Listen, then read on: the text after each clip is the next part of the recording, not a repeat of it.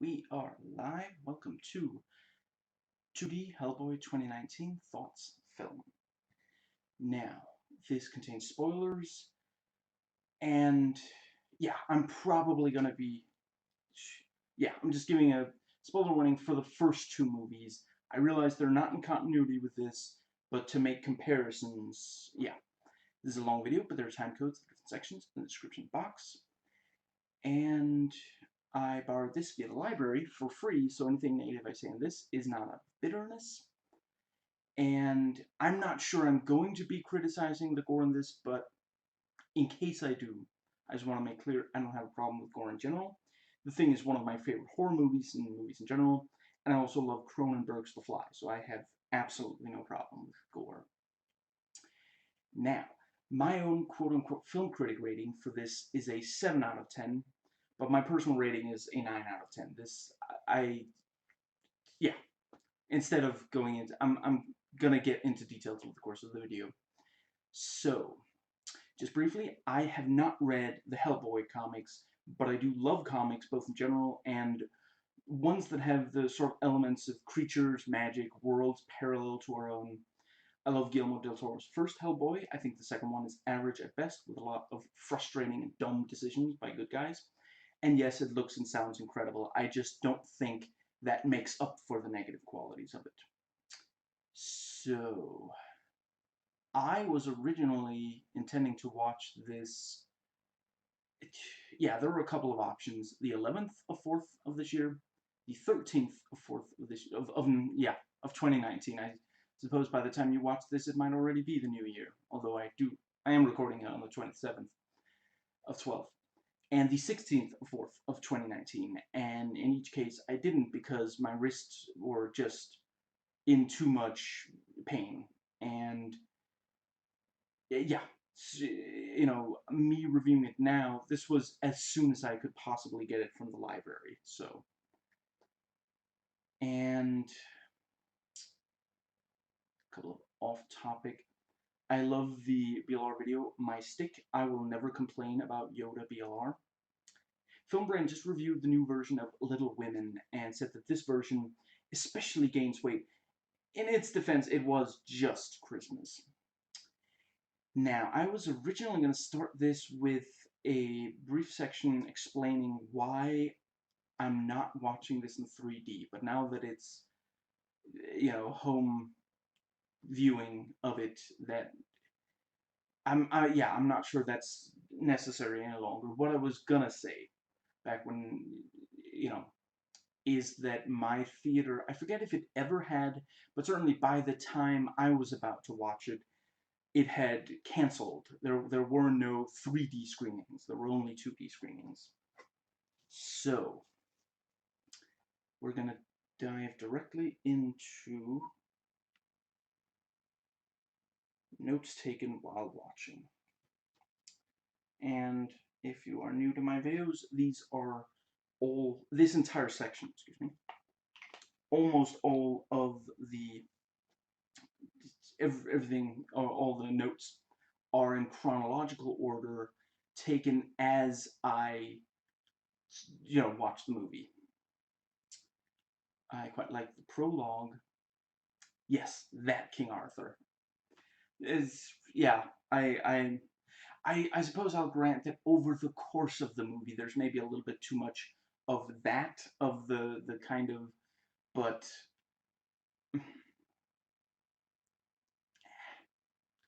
maybe just barely. And yeah, just briefly, the movie does maybe have a little too much of men telling other men, man up, we have a job to do. I'm not saying there should be none of that, but ultimately there is maybe too, you've got Ben saying it to Hellboy, Broom saying it to Hellboy maybe 3 times in the movie, maybe 5. I lost count, which is another way of saying I never actually started counting. Yeah, ultimately, I do think I think maybe they thought that would be extremely, provoking to a lot of guys. There are a lot of guys who can't handle being told that they need to be more of a man than they already are. So it may be, and I get that, I understand, but and yeah, just briefly, I love the Deadpool movies. I don't have a problem with like this kind of like offensive humor. I'm just saying I think they played that specific note a few too many times for a single movie. And we see Nimue's plague. I love that Nimue is still talking even with her head cut off. No one would find her, not even the devil himself, and we get the title card. That is an excellent. I still have a lot of love for. I want to say, is it maybe the first movie where I'm afraid I forget the details, but the stuff they say right before it, or what we're shown right before it, very much is just, yeah, an absolutely perfect title drop. I think in the second one, it's right after we see the Golden Army in action, and then we're told, is it maybe right after we're told that the prince swore one day he would get revenge over mankind, and then title, the title itself isn't, that related directly to that, but the subtitle, The Golden Army, is, yeah.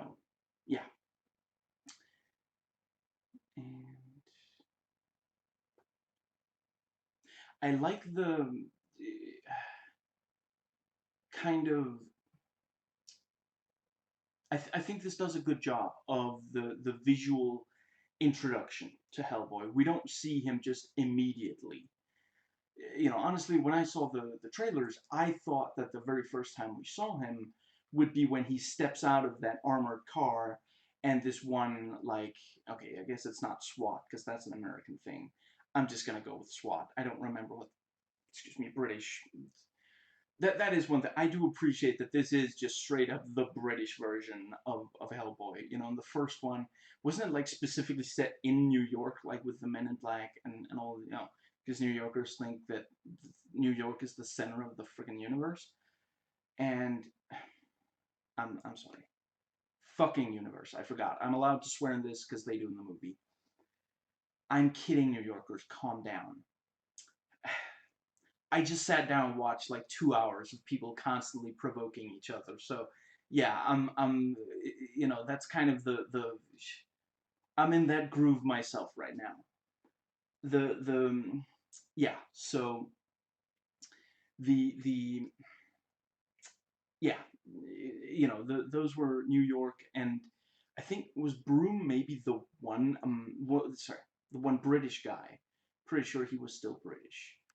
But in this, basically everybody's British, and yeah, so yeah, I appreciate that. I mean, we already have the American version, and that's, a lot of Americans think that America is the center of the universe. So let's see.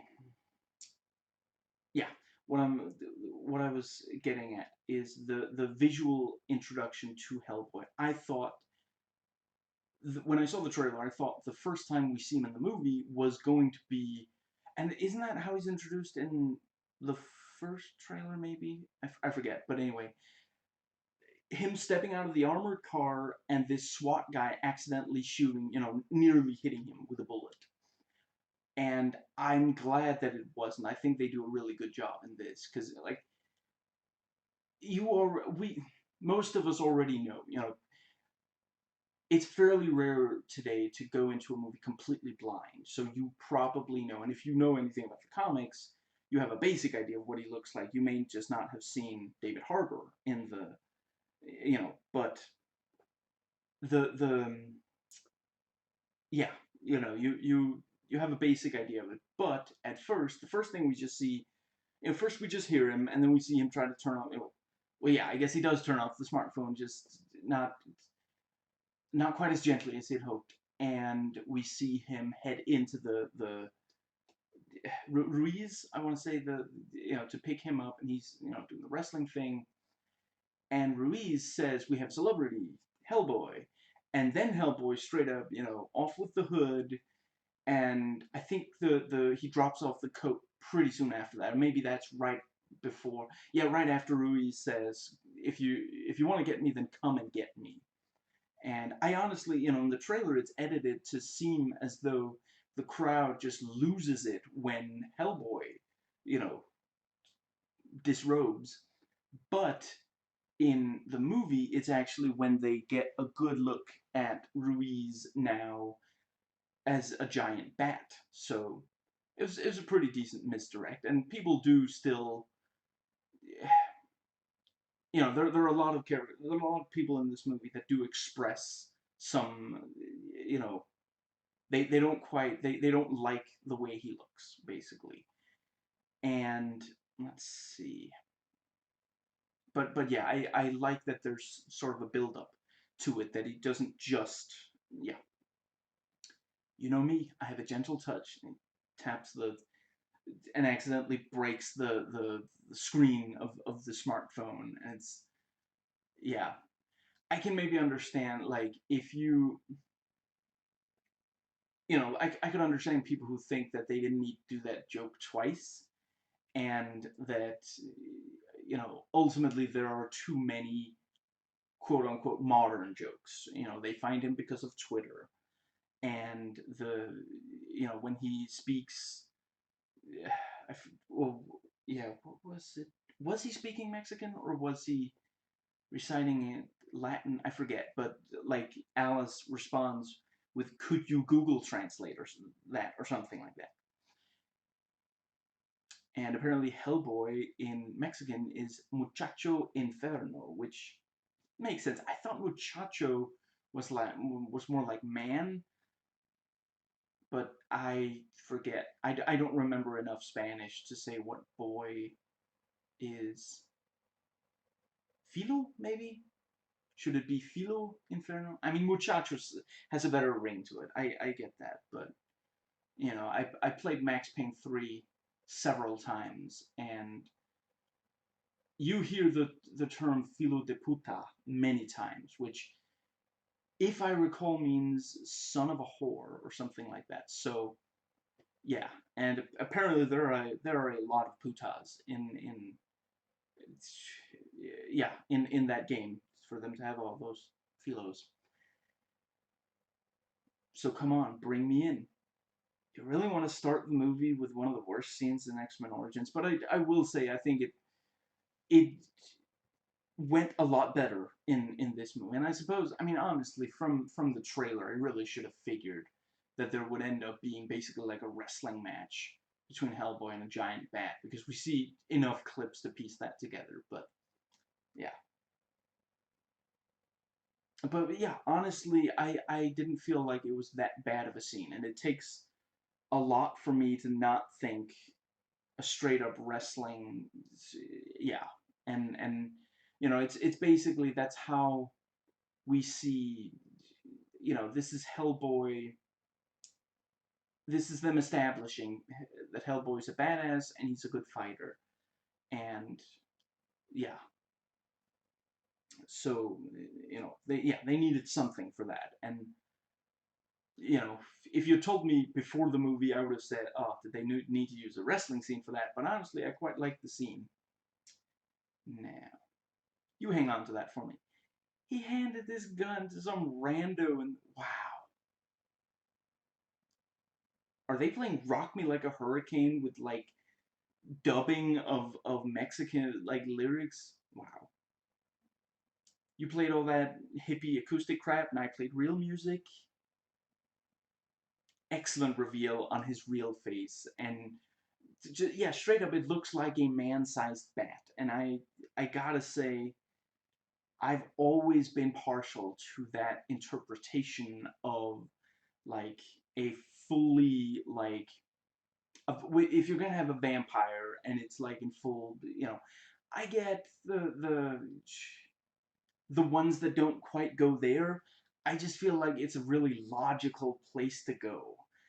That's one of the things I'm not gonna list all the things I love about Nocturne, the game, but it's one of the many, many things. things. It's just, yeah, they look like man-sized bats. In that game, they even have the color, which, often you go for this kind of really dark color, and this color, even black. In this, they go for this kind of dark gray. In that game, they straight up, they have I don't know, I guess kind of brownish tan color.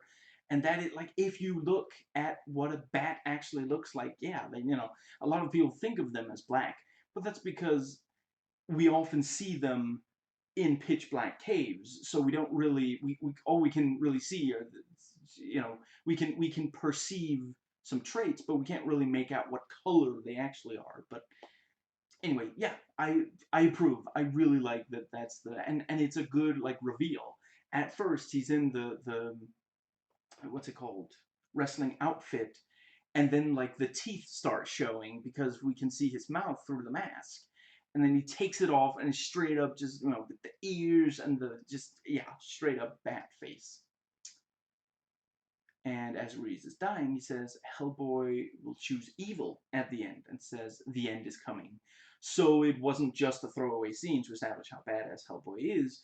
It does have an impact on the rest of the movie, and this is also, like, I really like, and again, I will say let's see, the first, yeah, Hellboy 1 also has a pretty good, the first time we really see Hellboy, other than as a baby, he's, you know, it's the what's his, I feel like his first name is John, but I forget his last name, but the agent, the liaison at the, you know, in the first movie, who's barely even referenced in the second one, which just, anyway, I will acknowledge that if he had been in there, there wouldn't have been a lot for him to do.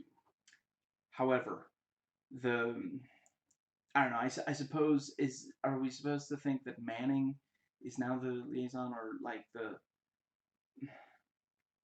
or Strauss? Anyway, yeah, yeah, in Hellboy 1, when we see Hellboy, he's standing there, you know, the you also do get a sense that he's not necessarily, like, he's a little kind of brooding and not completely comfortable with, like, the way he looks and the way people perceive what he looks like and such. And in this, we see, it's somewhat reminiscent of the first scene of the first Men in Black movie. I'm not going to be spoiling Men in Black movies, don't worry. But just this thing of this job takes a toll on the people, and, yeah, in this we straight up see this is what sometimes happens. Part of Hellboy's job includes killing. I mean, to be fair, he didn't do it intentionally, which is also, I feel like that's a little bit of a, yeah. Let me just finish the sentence. Part of it is killing old partners who have turned, because that's, the this is a world where if you get bitten or scratched by what you're fighting, you become what you were fighting. And, with Ben, he has some control over the were-panther form, but Ruiz basically, I mean, he clearly recognizes Hellboy, but he doesn't seem like he still really wants, yeah, excuse me,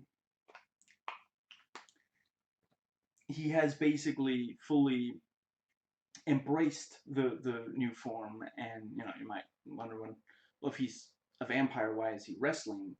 The way I see it, he kind of gets off on hurting people, which is that characterization of evil creatures is, you find that all over the place. So it's logical to assume. I suppose the movie doesn't really directly say, I don't think, but yeah, yeah, he straight up challenges Hellboy to come and fight him. He doesn't run away. He doesn't try to trick Hellboy into thinking he's still human. You know. Anyway, yeah, part of his job is straight up killing former partners, people he used to work with and trust. And yeah, I mean, he specifically, he really, they used to play music together. They used to be close friends, and now he ends up killing him. I do think that that was kind of contrived. Basically, they needed the scene to end with, what's the word? They needed the scene to end with the death of Ruiz, and they didn't want it to go on for too long, so they didn't want to have to, yeah, they didn't want to have the fight go on to where, okay, Ruiz is basically defeated, but Hellboy is going to refuse to kill him, and yeah, they wanted to move on. And so they have him accidentally kill him. I don't know, I guess maybe it's a bigger and more personal, more kind of like, what's the word? More devastating version of accidentally breaking the smartphone glass, but then he doesn't really do that for the rest of the movie. There are times where he makes excuses for Nimue after she first really appeals to him, and it seems like, but in part he's also saying, "You kill monsters. Why did you take me in?" And let's see, there's the yeah, he, first he almost picks up Excalibur, then he does pick up Excalibur. I will also maybe say, I can understand people who feel like, okay, we really did not need to see him first almost pick it up, and then, I don't know, 10 minutes later, actually pick it up in two, that didn't need to be two different scenes, and yeah, really, if Nimue didn't shoot off that thing into Alice's neck, then they wouldn't have gone to find Merlin. And then the whole Excalibur thing, it could have just been that, excuse me, yeah, maybe like Nimue, I don't know, like causes a minor earthquake to slow them down, and then she moves on, and then you just go directly to the next bit. I I could see an argument for that, because ultimately the thing with Merlin doesn't really, it didn't need to be there. I'll grant that. But yeah, the I feel like if they were doing that, if they were trying to say Hellboy sometime, because that's actually a really good, compelling idea. And I do I do think this has some. I like the conflict between Hellboy and Broom. But yeah, like, that is a thing. That is something that, like, alcoholics and junkies sometimes experience. That they just, they end up, they maybe steal money from people they love, because they need more of what it is they're addicted to. So that could be a thing, but it isn't really a thing in this movie. They basically, it does only appear there. But I do appreciate that, the first time we actually see him drink and we see him really upset, yeah, it's because I'm just gonna go with killed instead of saying he accidentally, yeah, he just killed Ruiz, and that's really devastating to him. I guess I should also just real quick say, when I talk about something negative in this movie, I am not saying specifically this or that thing is like Neil Marshall's fault or the producer's fault or whatever. I'm just saying it's a flaw in the movie. I don't know everything that went into making the movie. I don't know everything about the like I've read that they kind of interfered with Neil Marshall's vision. So, maybe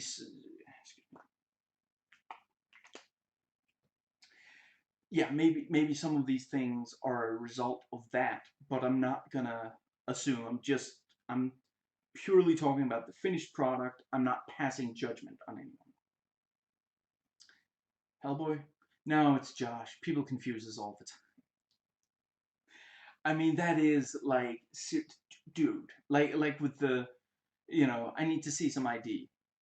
Seriously, just, there is like, because it is, when you first engage with someone, you might start by saying their name, especially, and Hellboy, like if you go up and just like let's hypothetically say one of them like put a hand on his shoulder and was like, "Let's go home, buddy," he might freak out because he fights he fights these unspeakable horrors all the time.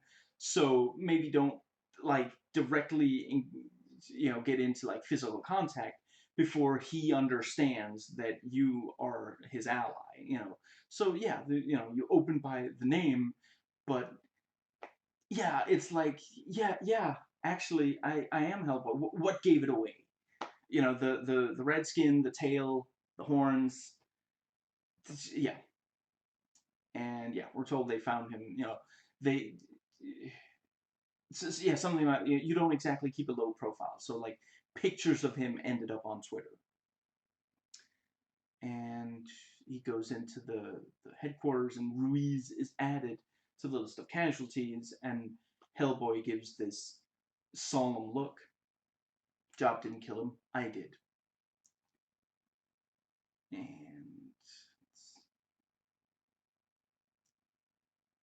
And Hellboy reasons that he's just as evil as Ruiz was, so why, you know, and in this Hellboy doesn't know his real name yet.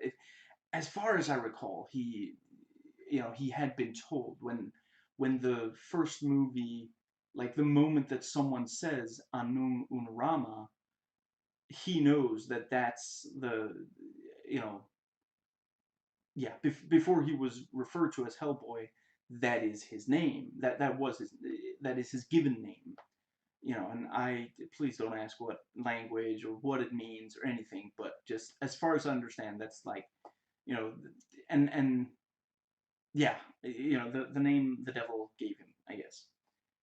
Now, I met Ra in the underworld once. He's a close talker. A giant problem. What's that? Giants. And and we can't quite see what it is yet, but some creature. Do we ever know his? Do we find out his name? Is it Gruacha? I couldn't. It went by really fast, so I wasn't entirely sure if that was his name or the name of the species of changeling that he is. But anyway, yeah. I'm just gonna call him Pigman. But yeah, and let's see. Yeah, and this witch that we later find out was Baba Yaga conspired to make Nimue whole again. Yeah, and that's basically Baba Yaga. She wants one of his eyes. She, you know, yeah. At the time, we don't know exactly when we just see that first thing of her talking to Pigman. She just says that she wants revenge on him and knows that the Pigman does as well, which is because of the Alice thing. But Baba Yaga, yeah, I guess probably very likely her plan from the start was put Hellboy in a situation where he's willing to give up one of his eyes. Because that's what she wants, an eye for an eye. And just, yeah, that is messed up. Like, seriously, she probably doesn't care if humanity lives or dies, and if Nimue, like she she wants to kill everyone and reshape the world into New Eden, and Baba Yaga, well, she just wants Hellboy's eye, and she doesn't necessarily care if all of this other stuff happens. So yeah, and the Pigman is able to dig up Nimue, and yeah, I'm just briefly gonna say I've heard people say that this was like overstuffed and such. I found it perfectly easy to follow. You know, the yeah, I didn't find any like. I'll grant that the first time I watched Suicide Squad, there were plot points that I was confused about, and the critics have also called it out for that. This one, I don't think there was anything I was confused about. Anyway, I'm not saying that this is anywhere near as, you know, Suicide Squad is a mess. I enjoy that movie a lot, but it is a mess. And I'm just gonna send you over to Dan Olson and Renegade Cut for those who don't know. Dan Olson, Folding Ideas, and Renegade Cut perfectly explain what the problems with Suicide Squad are. And yeah, the jumping back and forth between flashback and current, present day stuff. Yeah, this movie has way less problems. There are very few flashbacks. Almost the entire story is actually told like in complete chronological order. Like we've got the flashback to Alice as a baby with the changeling. Got the flashback to Ben being attacked. Are those it? And then, I mean, it's not really a flashback, but there are, yeah, sometimes when Nimue appeals to Hellboy, she will kind of, it's like hallucinations or something, and he gets a vision right before touching Excalibur the first time of what it would look like if he did pick it up. Yeah, almost the entire movie is chronological. Anyway, I love the contrast between the Osiris Club guys being all the like formal and Hellboy being so casual. He's like, huh? Yeah.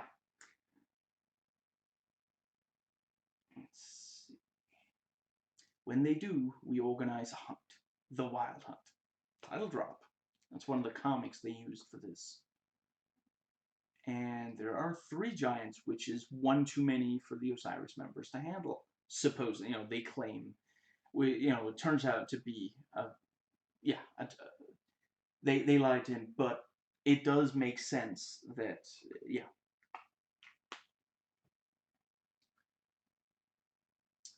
And yeah, I think David Harbour gives a great performance. There's so much in his eyes, and I don't know. It's very difficult for me to rate which I like, if I like him better than Ron Perlman. I guess I would say ultimately, like, I wasn't very annoyed on this viewing, but I could understand.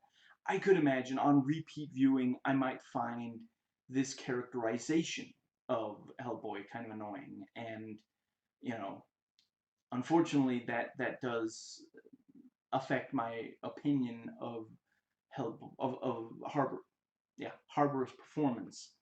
I think he did a great job, but ultimately, if we're comparing at least the first movie, I don't think. Yeah, I find Hellboy really irritating in the second, in the Golden Army. But yeah, if we're comparing Hellboy 2004 to Hellboy 2019, Ron Perlman's is way less like chatty and constantly like, so yeah, it's probably, Deadpool made it big, so they wanted to turn Hellboy into more of a Deadpool, although without the fourth wall breaks. Now,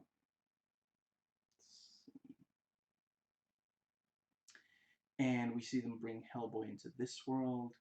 Lobster's a complete badass. Excuse me, and he brands Rasputin's forehead with a lobster claw. Excuse me. And what is it that he says? So the devil will know who sent you, or something like that. Bad ass. Like, I think the best comic book movies make you want to pick up the comic. I guess this isn't necessarily one of the very best. It definitely has problems, but I want to read about Lobster Johnson, and I want to read The Wild Hunt. Now, So that guy looks like Cronin, but we don't really see him do any Blade stuff. He did still seem to be a great shot though, so it probably is Cronin. And they were just like, "There's no way we can outdo the Cronin from 2004. Let's just, we'll acknowledge that the character was present."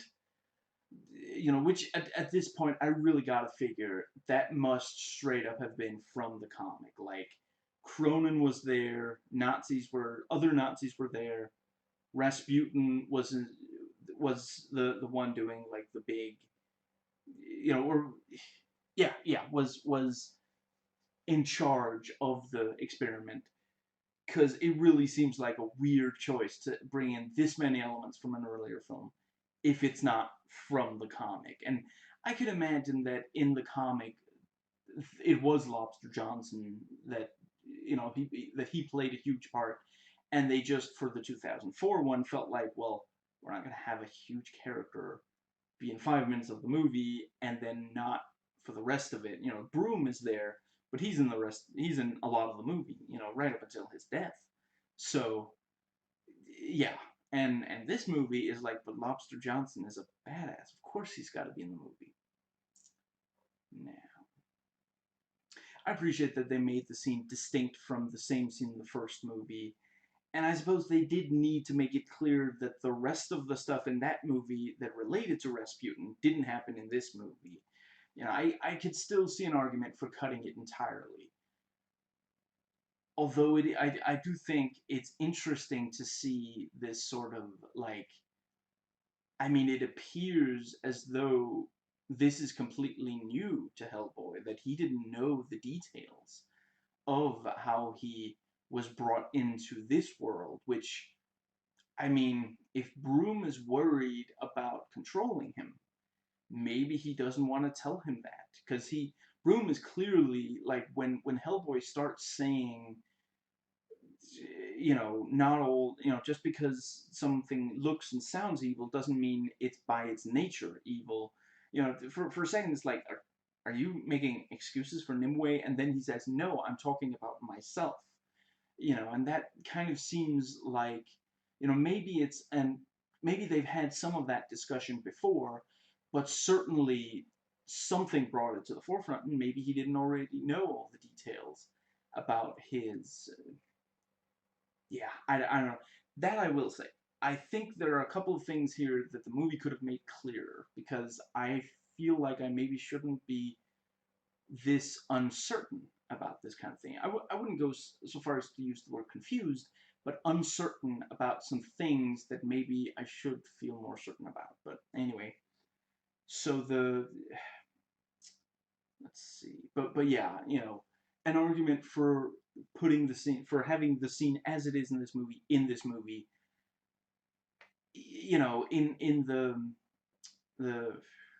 yeah.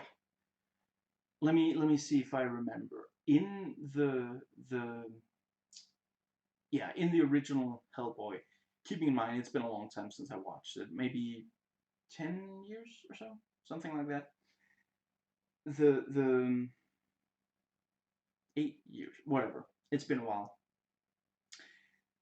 If I recall, Rasputin is basically like liquid, pulled as he's almost turning into liquid as he's being pulled into the portal. And then do they maybe destroy the portal or something? And then later he's resurrected via this guy who, you know, bleeds into this, yeah.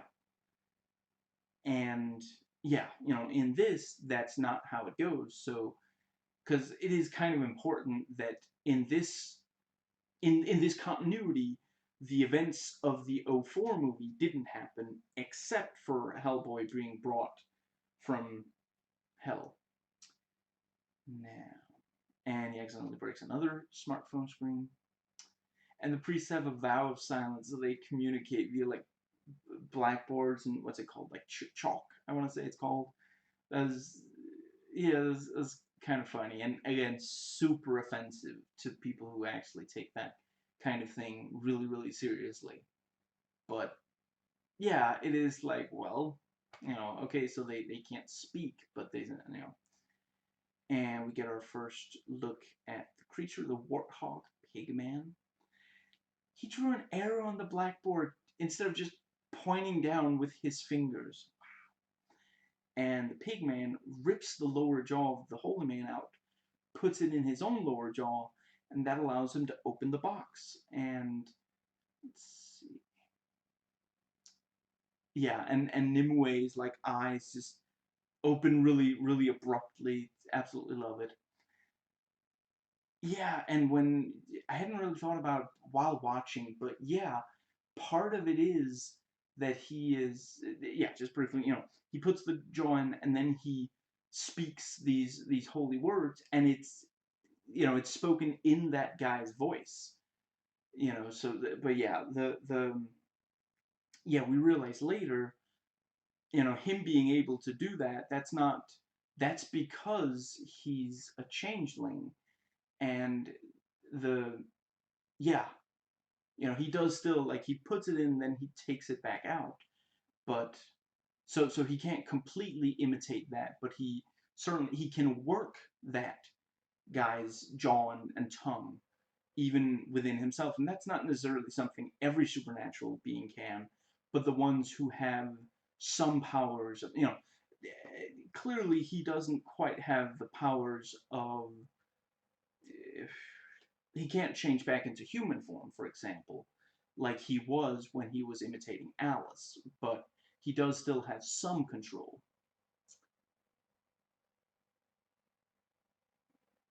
With some modern adjustment, of course, and you see the electricity. Wow. For the record, this wasn't my idea. And they ride out, and what is going on with the music? Looks like a perfect spot for an ambush. My thoughts exactly. And does Neil Marshall just like having ambushes in his action movies? Is that like he can't pass up the opportunity? Like, isn't this only his second action movie, and both of them have, like, because he made a couple other, or wait, I guess I don't know if Doomsday. I haven't watched Doomsday. I'm referring to. I mean, it's not really a spoiler, is it? Yeah, I guess I'm just. I guess I shouldn't say which movie of his I'm referring to. And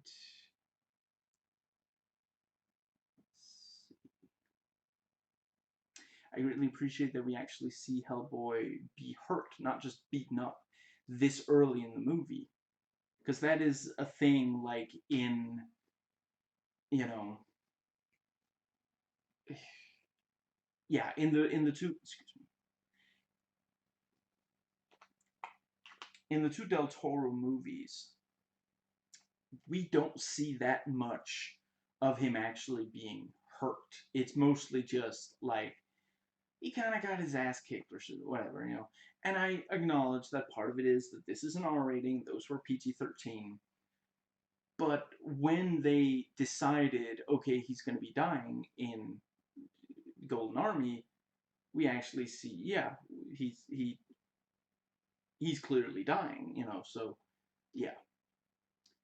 And they use electricity to shock Hellboy. That looks super painful. And yeah, and they mentioned, what was it, like 4 times as powerful as the electric chair or something like that. Yeah.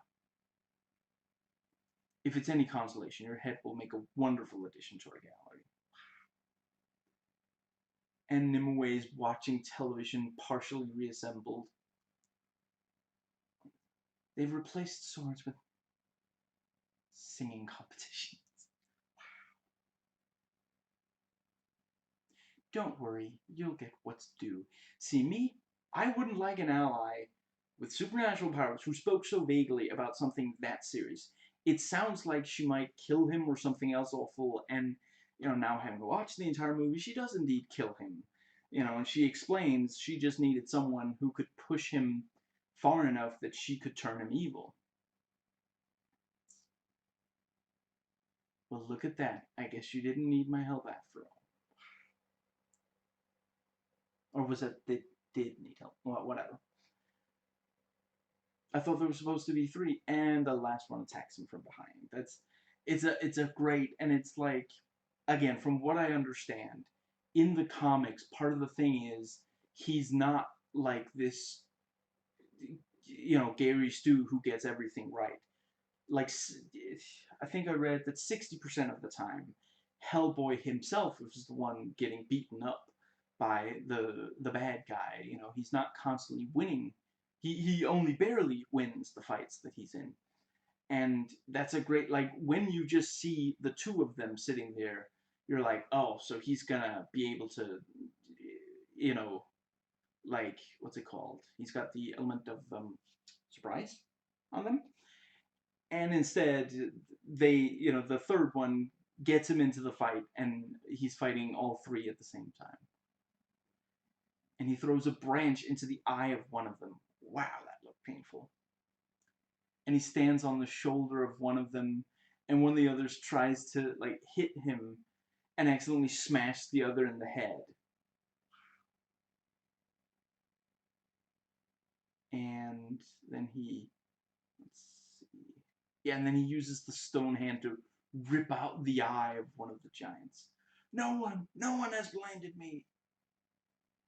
And then he impales the head of one of them on a tree.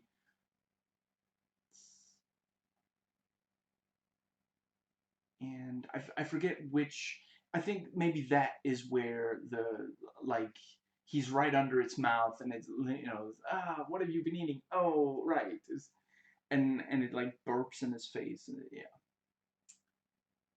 Only one giant left, and Hellboy swings the sword that belonged to one of the giants, chopping off an arm and a leg, and finally splitting its head in two.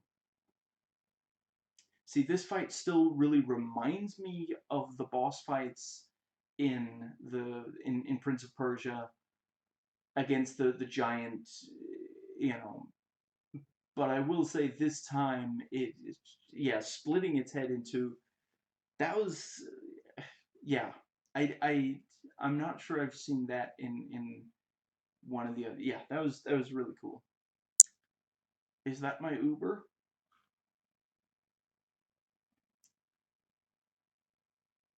And yeah, again, like that, I get that didn't need to be, an Uber joke. That didn't need to be a modern joke. Little Alice Monahan, not so little Alice Monahan. Let's see. If it weren't for the dead, I would have never found you. They never stop talking, especially Mom and Dad. They say hi, by the way. This is, yeah, very funny. And yeah, and that's because they met him, what was it she said, 20 years prior. So and apparently Hellboy hasn't had any contact with the Monaghan since then. In relation to Dominic Monaghan? Anyway. Isn't there Michelle Monaghan? Anyway. More dead people. Like I said, they never shut up. Could you Google Translate that? Yeah, like I said, I get people who think that there are too many modern references in this, and that they feel forced, and that it's too much like Deadpool. What are we doing down here? Avoiding glass, and they come in through the window. That's quite clever. Let's see. And we find out there's an M11, not just M6. I think it's M6. It's been forever, but yeah, like I want to say M6, the spy agency that James Bond works for. We find out who's Humpty Dumptying the sorcerer's back. See, that was clever.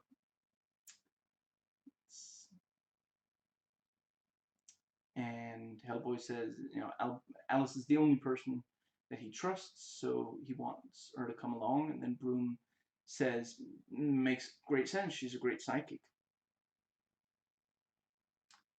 It's wild to me to hear Jin speaking this British accent. Like, I've heard him speak perfect English before, but I don't think I've heard it before with a British accent. Let's see. Daniel Day Kim, sorry, that's the actor's name. And she's got a psychic migraine. And I realize this is slightly out of order, but Alice looked really funny with way too big helmet on. Like, Helba's like, she's coming along, then, plops down the helmet on her head and goes, like, to here. And like, at first I was like, she's gonna, like, tip it up so she can see or something, but I forget, I think she's like, um, something like that, like, yeah, what he said, just that was funny. And she does a really great job. You know, it can't exactly be easy to pretend that you can hear screaming that no one else can hear. Clearly, she wasn't psychic enough. Super old joke, but still a funny one. And some of the CGI is not entirely convincing. I'm not gonna lie. The spirit of Lady Hatton really is not very convincing. Like, I like the design, but it is very clearly CG. It's, yeah. I feel like near the end, some of the time it looked, or yeah, like the entire torso part looked pretty good on Broom there at the end when he's brought back. I can't help but wonder if that part was maybe practical, like they made a prosthetic chest and they covered him in slime, and so only the tail part that connects to Alice's mouth was CG, but it was more convincing. Excuse me, and I'm not saying they could have done that with Hatton because she's supposed to be floating in the air, so they had to do something. Or rather, if they did practically, then she would have to be on green screen, and that can also be kind of obvious sometimes. So, you, what's the term? Pick your poison. Excuse me. Alice is incredibly useful. Are you okay? A woman just came out of my fucking mouth. Or came out my fucking mouth. And Hellboy fights Pigman. And immediately Nimue finds Hellboy fascinating. Great contrast to when she was watching TV. It's not just that, now that she's awake after all these years, what is it, 1500 years, time to conquer Earth, she, of course, she's not just fascinated by everything. No, the TV didn't. Yeah, that was really. I'm sorry. That was a fun reveal. Like, first you see like the back of her head, and you see the TV, and clearly channels are it's flipping channels. And then you see that her head's still not attached, and then you see that the hand flipping channels is like cut off at the above the elbow, still not attached. That's, yeah, I really I like that decision. They just straight up said it doesn't matter that the different parts of her body are no longer connected. She can control any of them in any way she wants to. Her problem is that they were all sealed in these coffins, which were, they weren't just sealed by man-made locks, they were sealed by the word of, like, holy men, and, I didn't see it, but I could imagine that some would maybe say, well, how can the pigman keep getting these coffins open if he always needs a holy man to speak? Well, it would appear that a lot of them, maybe all of them, are buried near where there are living holy men. And we already know he doesn't even need to force one of them to. He can just rip out their jaw. Just because we don't see him do it every time doesn't mean that he isn't doing it every time. And let's see. There was some other thing, but yeah, but straight up, she, once the even before all the parts are unburied, and even before they're sewn back together, yeah, she can just straight up, she can use the arm as if it's still connected. Her head, she can still speak as though her head is still connected to, that. Yeah, I'm not. I don't think I have to explain the anatomy of that. You know, yeah, it's impossible to speak if with only a head. You need to be able to work. You know, yeah. Let's see, but yeah, straight up. I mean, yeah, hypothetically, I guess her, yeah, her torso is still working. It's just transmitting her words to. Actually, come to think of it, we don't see her speak when the torso is far away. We saw her open her eyes, but it's possible she wouldn't be able to speak at that time because her torso was still far away from her head.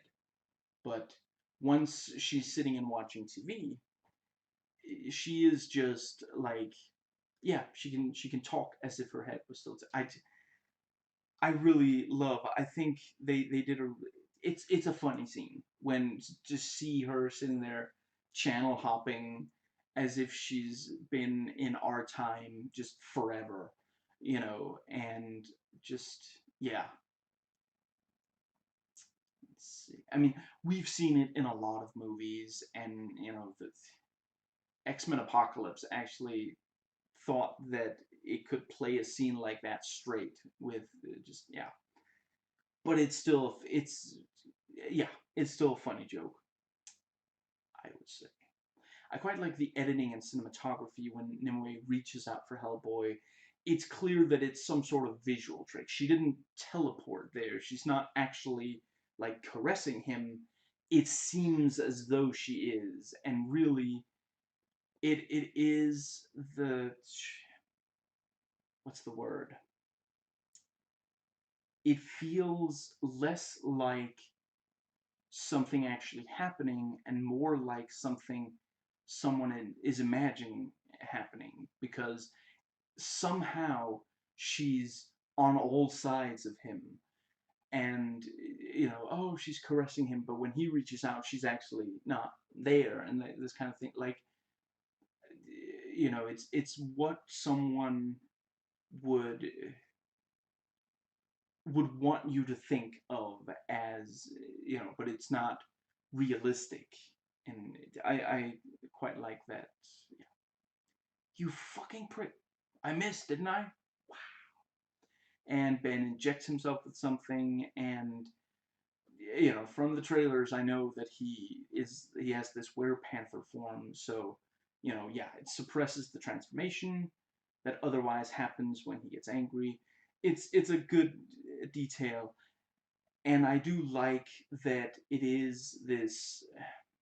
I don't think the movie ever specifically says that that's the logic behind it, but it's very easy to put together. We can tell that there's something going on. And then he injects himself and it stops. And then later he throws away the injection and then he turns. So, excuse me, I think some of the best stuff in the movie is when it conveys things visually. And that's, I heard someone say that there's way too much exposition in this. And I guess I'm just not that good at spotting it. If a concept makes sense to me, it doesn't necessarily bother me if it's an exposition dump as opposed to just, good visual, but yeah, I would definitely say some of the visual stuff is some of the best. Anyway, the I do think maybe, the movie essentially plays it as a twist that he has this werepanther form. We don't actually see it until more than halfway through, and it's not even really said. We hadn't even been told. I think we're maybe almost halfway through the movie or so before we see the flashback where he was attacked. So yeah, I don't know that I would necessarily say that the trailers gave away too much, but I could understand people who would think so. Excuse me. I didn't feel like the movie wasted a lot of time before we got to that transformation, and the same thing for like the hell beasts and such you see in the trailers. I figured we'd only see them near the end of the movie. Excuse me. Now, she looks the same, but I can't explain it. That is not my daughter. And he, it's the iron, and yeah, and that's, in the earlier scene, we also saw that the iron bothered Pigman when he was getting out the coffin, I think. I love the fight between Hellboy and the Changeling. I will say the joke about child abuse was really, yeah, if there's such a thing as going too far, and that's why Hellboy knew it was Alice by the quotes from Alice through Looking Glass. And I like how the parents are just sitting there, and the camera pans over, and we see Alice through the Looking Glass, and then we hear them knock on the door, and Hellboy puts down the book. It's like he's sitting and reading this adventure book. It just like, of course he doesn't sit there and talk to the parents, because that's not really, he's not good at that, you know. And let's see, there's the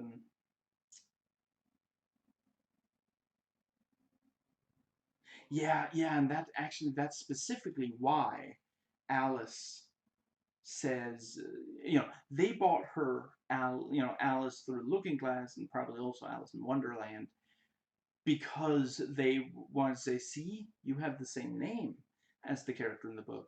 And then he sat there reading it instead of talking to the parents, which the parents, of course, told her when she was a little older. So she knew that if she started quoting that book, it's like, my mom and dad told me that when you met them, you sat for ages just reading this book. So, yeah, makes a lot of sense. This better be a clean diaper or I'm coming after you.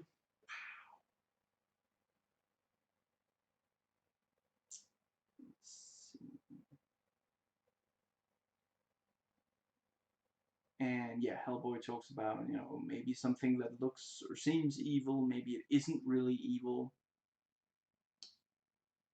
And yeah, we now realize the Pigman wants revenge for Hellboy finding him and outing him when he was posing as Alice.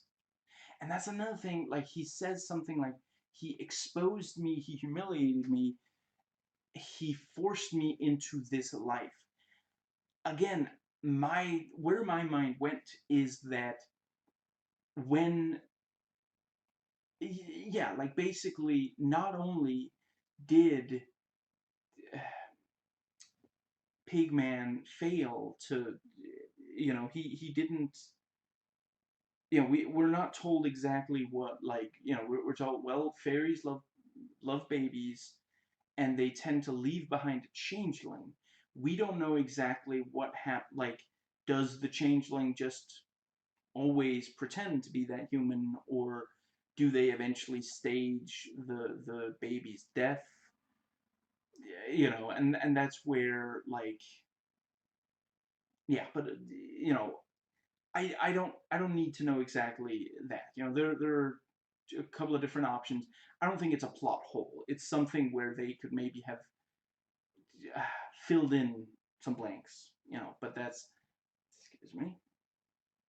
No, the let's see. The other thing was that, yeah, my, you know, what it made me think was when he had to run back and tell, I don't know if it was other changelings or fairies or what exactly, you have to get the baby back. That was like a huge humiliation, like you know, yeah, and maybe.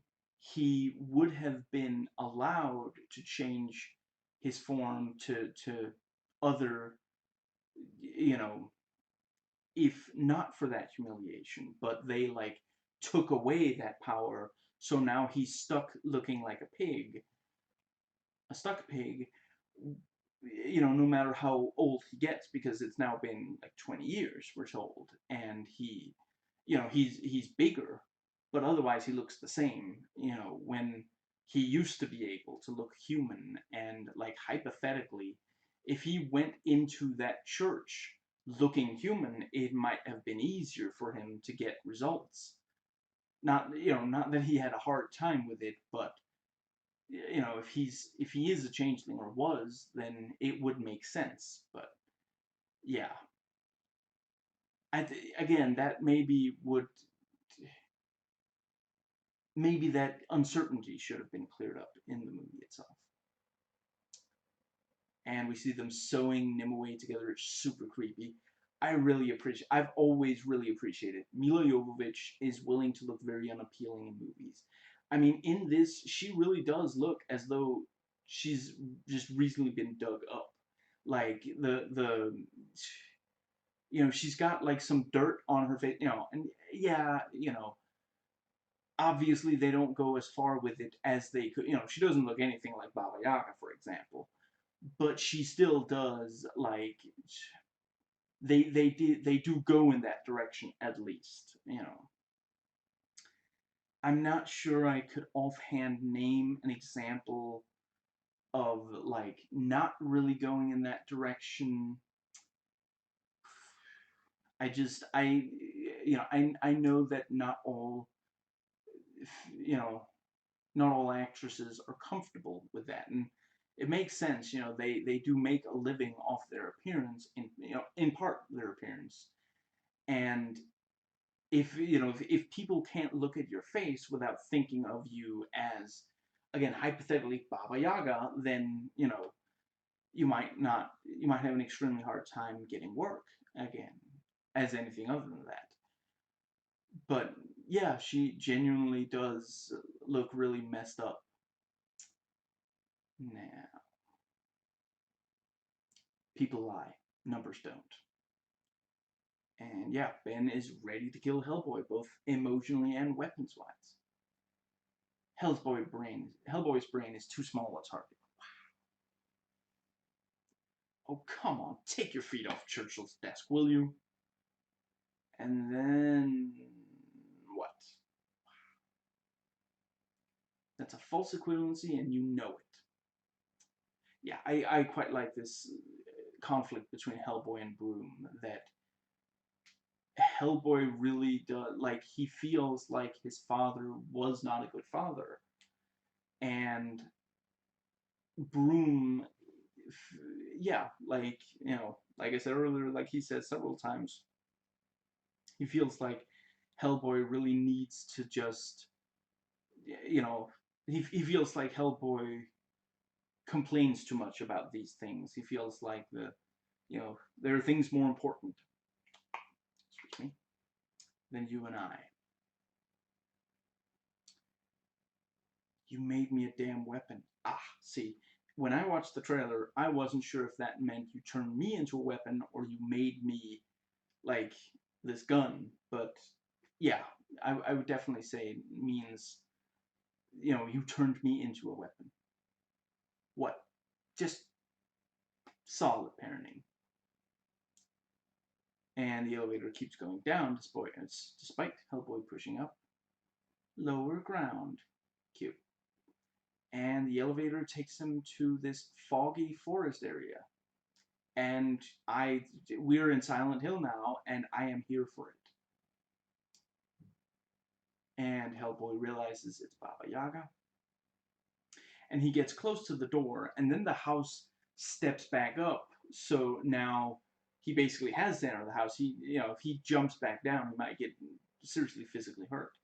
I will also say, considering they have CGI, it felt like they were shooting around that. Like, you see it, like, if this is ground level, you see the house go down to ground level, and then, like, he steps onto the house, and then instead of us seeing the thing raised back up again, we see David Harbour standing and like, oh, right in front of the door, and then it cuts, and then we see that now there's a lot of distance between. I just feel like they could have just shown us the raising of the anyway. Maybe they ran out of money. I don't know. And yeah, we see Baba Yaga and realize she's the one working with the pig man. She is incredibly creepy with the contortionism. Don't you look lovely? I'm very impressed by how well this does juggle the different tones. Sometimes action, sometimes horror, sometimes a mix. Like this straight up, the Baba Yaga scene feels like it's so hugely different from the scenes right before and after of Broom and Hellboy arguing. So Baba Yaga wants revenge because shot. Hellboy shot one of her eyes out and banished her. That's going to take a shit ton of bones. And gross when Baba Yaga kisses him.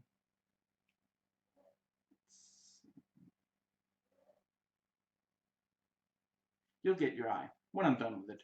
Never said at the time. You should have been more specific.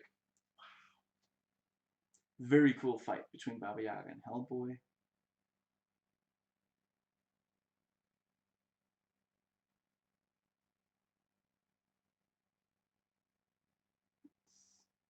I will curse you to have two eyes to see what you love, suffer, and die. And that's something, excuse me, that's something I really appreciate about this. It does point out, living an extremely long time isn't necessarily good. And yeah, sure, Hellboy will get to keep his eyes, but that doesn't mean that he's gonna be happier than if he lost one. So are you just not using doors anymore? Don't keep us in suspense. Somebody please get me a mint. I gotta say, I think every single shot of the outside of the helicopter is unconvincing CG.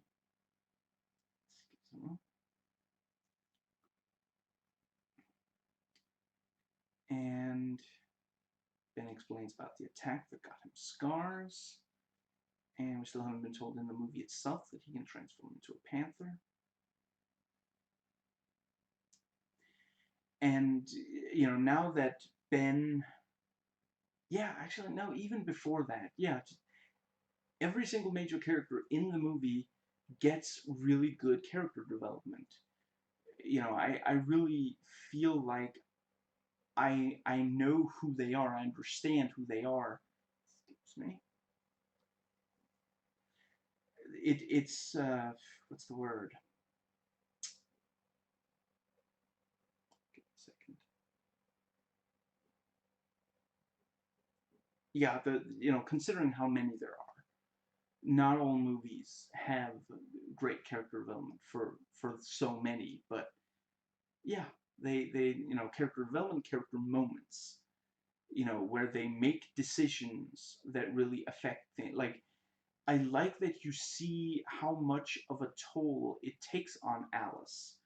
Like, you know, she says early on she basically can't turn off the psychic power, and the dead never stop talking.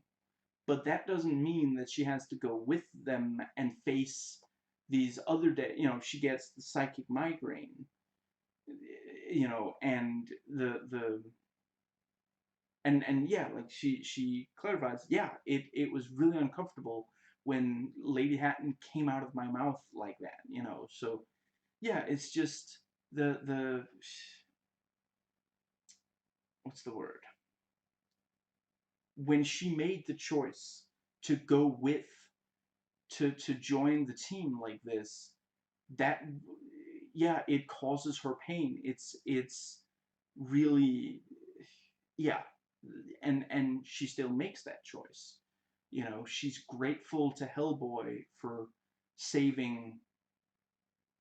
Yeah, we don't know exactly what the fairies would have done with her when she was a baby, but you know, whatever it was, Hellboy saved her from that.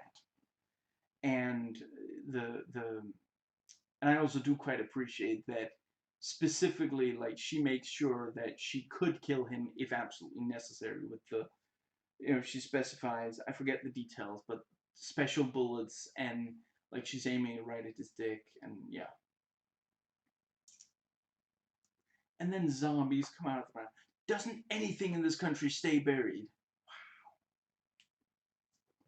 I gotta say, I really love how many creatures they managed to fit into this. And before you flip out, the reason I say that about this, while criticizing it in the second, is that here they actually do things. You know, in the second, a lot of them, we just see them and we understand, well, okay, so this world, you know, the troll market, well, has a lot of different creatures. We don't see interaction with very many of them, but in this, you do understand, like, Nimue raises an army, including straight up just raising the dead. You know, these are clearly just human beings who have been dead for a while.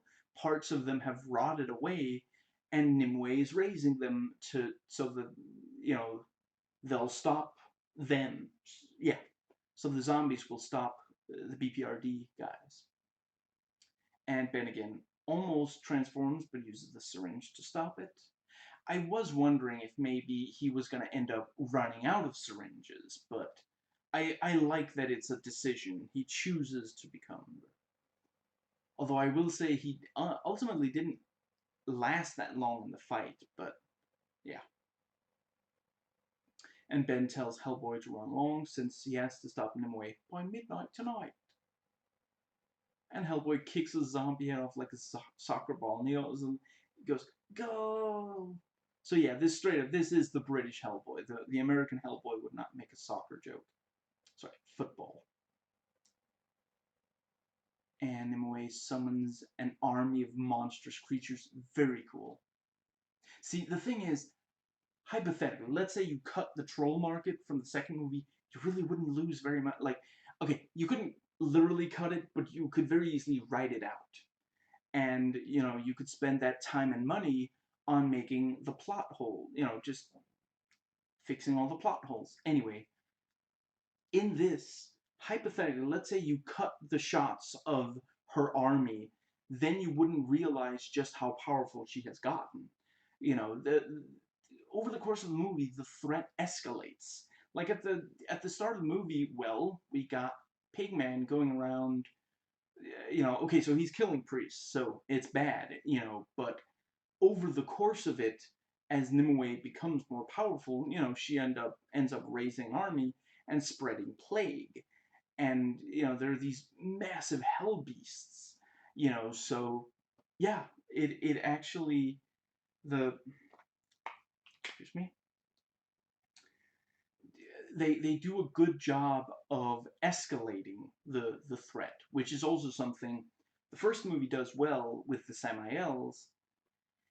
Does the second movie? I mean, certainly the Golden Army are, you know, they're essentially unstoppable. The only way to stop them is to stop the prince. So that's a greater threat than earlier in the movie. And the forest elemental, the elemental, the forest god, is also a greater threat than what they had faced up to that point. Yeah, it also does a pretty decent job of that. See, I can say nice things about the Golden Army movie. Anyway,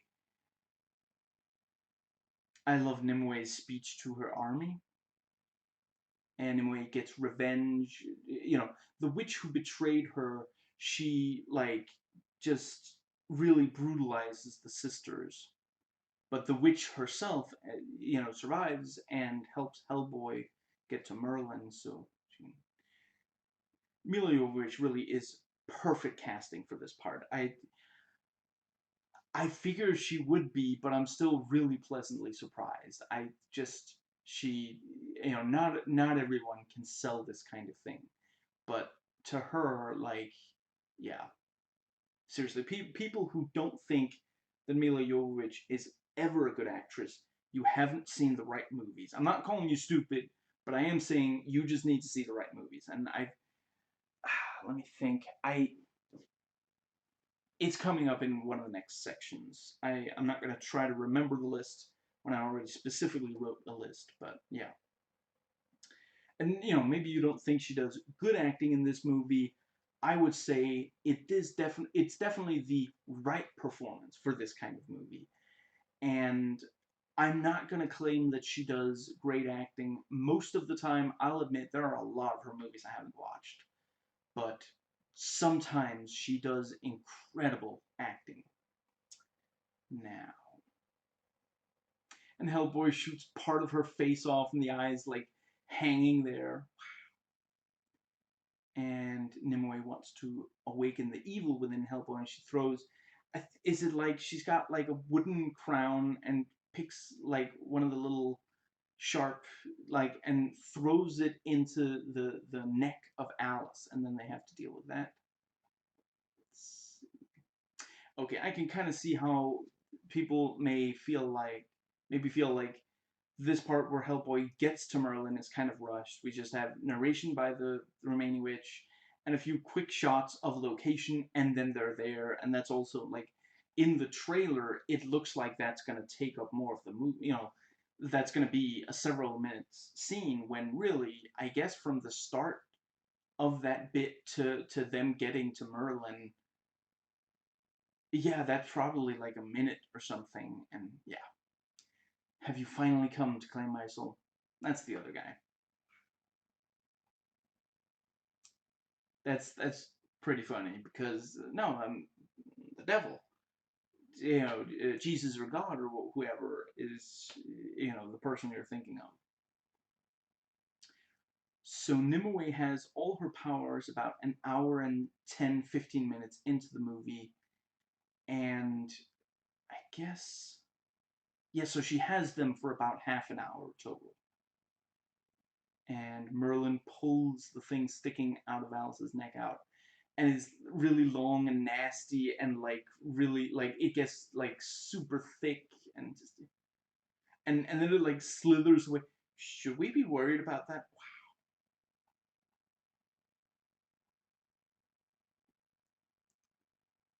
Hey, what did you do that for? Oh yeah, he's a regular pop cultural phenom. Well, if she's been riding the demon for a while, them getting married, I mean, it was bound to happen, right?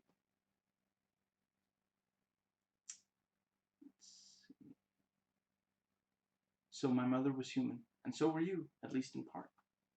So he's a descendant of Arthur. It looks bigger in the cartoon. And Hellboy gets the vision of Excalibur on fire, Hellboy flying through the air on this fire-breathing dragon. So cool. You could have stopped her. And some of the effects of Merlin withering away are pretty good. Not all of them. It looks like some of them might be practical effects, and then, excuse me, they went in and, what's the word? They, what is the word?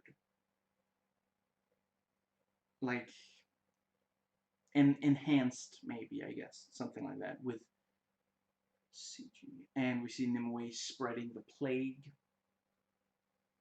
I really appreciate it. This movie does a great job of establishing, what is going to happen if the good guys don't stop the bad guy. That's, yeah. And I remember some talking about, like, it's a bad thing if a movie ends with, like, a ray of light going up into the sky, and, like, did that. I'm not sure we see it a lot, but I guess there is a little bit of that in this. And the news tells us how little time it will take before the plague becomes a pandemic. 24 hours. And I know some people are going to be like, oh, how could they possibly know that already? Well, if you do need a realistic explanation, presumably they're extrapolating based on how many victims there currently are and how little time it took from the, like, patient zero. Well, yeah, we'll go with patient zero, from the first person who was infected. And, I mean, there are, like, there are probably, like, yeah, what I'm saying is I don't think it's a problem with the movie. The shit has gone way beyond the fan. And Nimue steps into Codswallop, and we see what happens if you don't show ID. She shoots you. But of course, it's Nimue, so that's not going to be enough. You're the guy who's going to bring about the end of the world. Get over yourself. We got a job to do. And the pig man is way bigger and much harder to hurt now because of Nimue.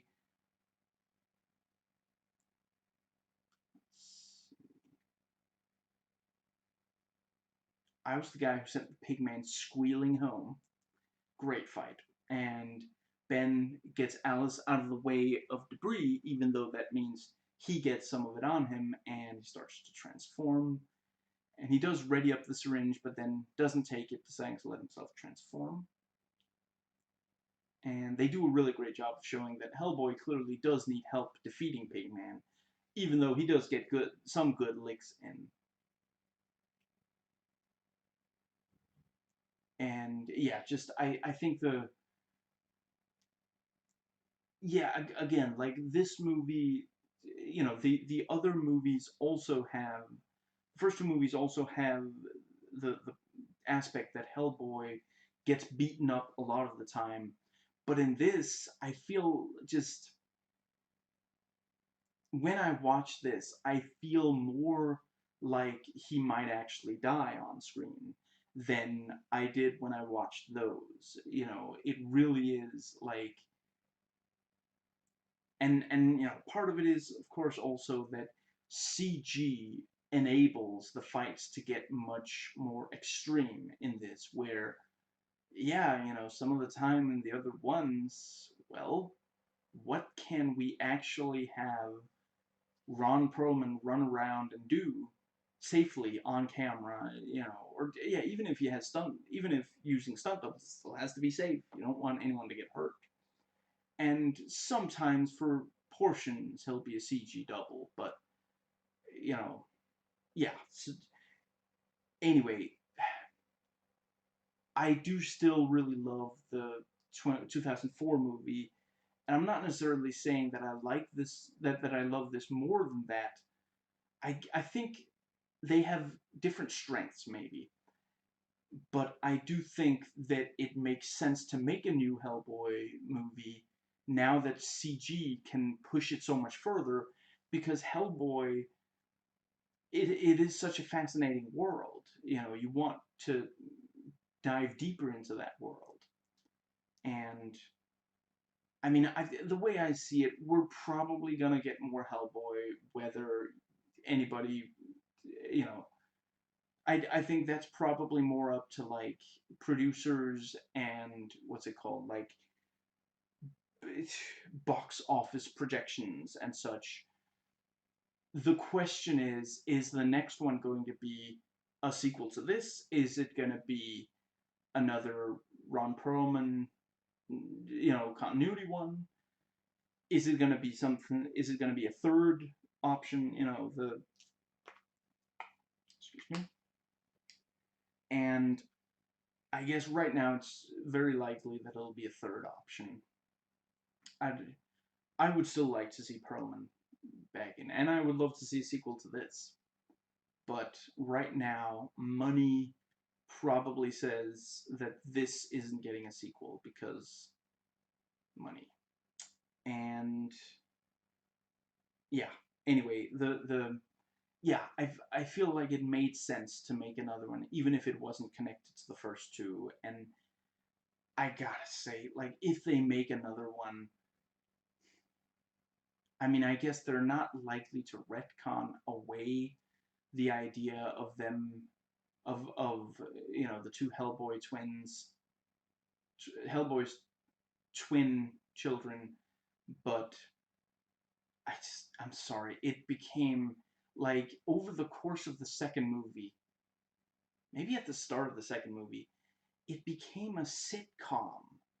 Like, just the interaction between Liz and Hellboy is just so, just, anyway, I don't really want more of that, but if they could retcon it, which I guess is not likely, but yeah, hypothetically, let's say that, yeah, for somehow, some way, the kids weren't in it. I don't mind Liz. I'd like to see her again. I just hope her characterization. I'm not saying she has to be the same character as in the first movie, but I don't want her to be so much of a, like, let's see, the word, it's not that she's a punchline, it's just that there are constantly jokes. Every time she's there, there's some kind of joke, pretty much. You know, and a lot of the time it's that, you know, she's much more emotionally mature than Hellboy is, but those jokes were better in the first movie. Anyway, no, I honestly, anyway, yeah, what I'm getting at is, I think it made a lot of sense to make another Hellboy movie, even if it didn't get to be connected to the first two, even if that's probably a lot of people, and I do understand that, wanted a sequel to those more than they wanted this. Now, let's see. I love, love, love the transformation of Ben into the Panther Man.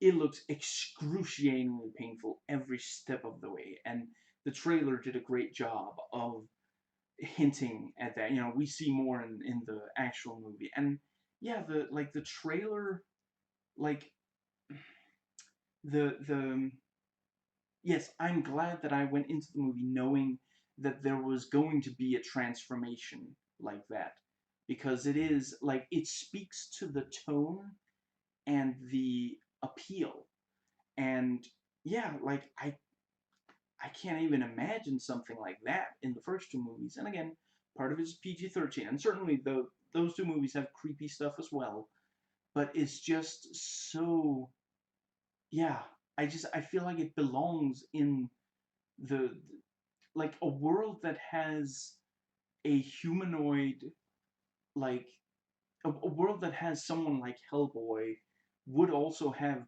painful transformations like that. You know, it's also one of the many things I really love about the Captain Marvel solo movie. You know, it really does, excuse me, yeah, straight up, when they shapeshift, it looks like it hurts, and, like, it probably would, like, like, it's not a hologram. They're actually, like, when they let's say they let's focus on the face. When their face changes from one appearance to another, we can see that it's actually, like, skin is getting stretched, or what the opposite of stretched is, and, like, you know, hair is either growing out or being pulled back in and such. Like, that hurts. That, like, logically, no one has had that exact experience, but yeah, that must hurt. You know, so, you know, think of, like, try to just take a single hair and just pull at it, and just think about how much that hurts the root or whatever, as it feels like it's being pulled out. Imagine, you know, something like that, but happening to all of the hair at the same time, when just, yeah, the anyway, you've got a face like a baboon's ass. See, this guy gets it. Ba- baboon's ass is red and huge. It's not the anus itself. Yeah, I just watched the, I want to say it's the, was it Rap Critic worst lyrics where he pointed out the, my anus is huge line doesn't make sense because that's no, it's the ass itself, the anus itself. It's not the anus that's huge. Anyway, and Alice throws Hellboy the gun, and he starts using it as a blunt instrument instead. And what am I gonna do with this? What does she say? Get creative or think of. You'll think of something, something like that. And yeah, I mean, as hard as he can punch, like once he holds it by like the barrel, so he's got like this metal the handle, and just starts smacking that into that must hurt. I quite like the detail that now that Nimue has all her powers, you know, the now she has all the powers, she, gets out this army, and she makes Pigman really giant. It would have been useful for Pigman to be giant earlier in the movie, but she did not have the powers to do that. It's again great escalation. This does such it's yeah, it does a really great job at that.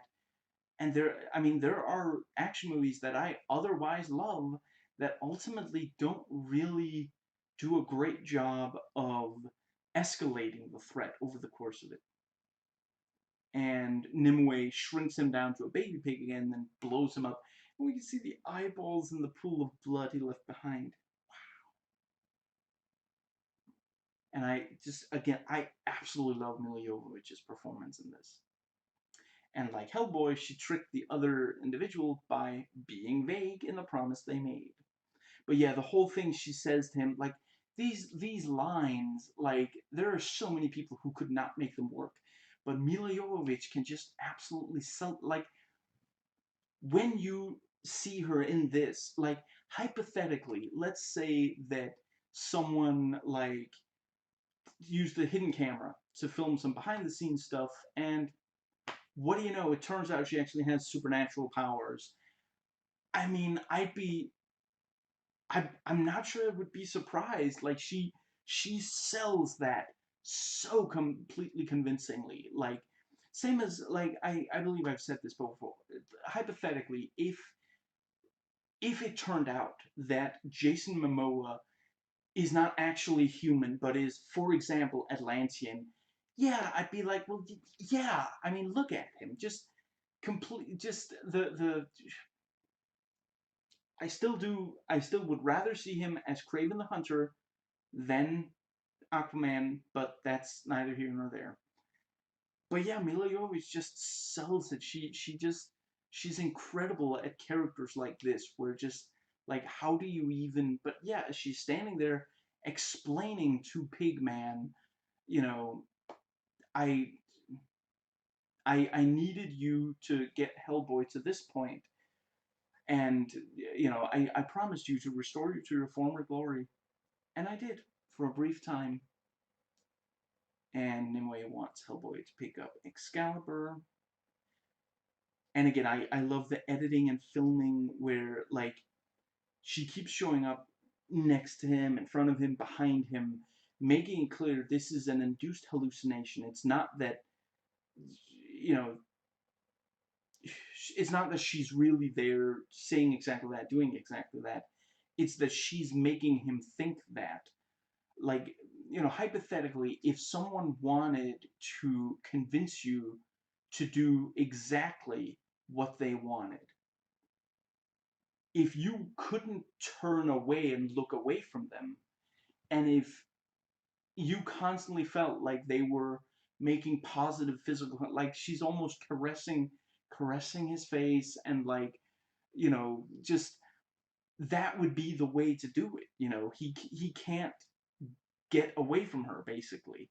Like hypothetically, let's say an ex wants to like try to talk you into, you know, giving your relationship another chance or something, and your ex tries to make eye contact with you.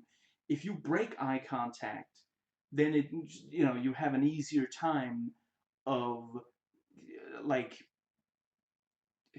saying no, if that is, I'm not saying, sometimes it's a good idea, sometimes it's a bad idea to go back to a relationship that you know, I'm not judging anyone, but just, you know, if you're in a situation like that, you know, it would probably, it would be more difficult for them to, like, you know, I'm not saying the eyes have some kind of magical, but just the moment that there is that connection, if another person really tells you something positive, you're more inclined to believe it than if you break eye contact. Now, and Hellboy refuses to pick up Excalibur, so Nimue threatens Broom, and with minimal effort, she rips his throat. Like, she just uses her thumb, like, you know, just absolutely nothing, and rips it out, and he dies right in front of Hellboy. Let's see.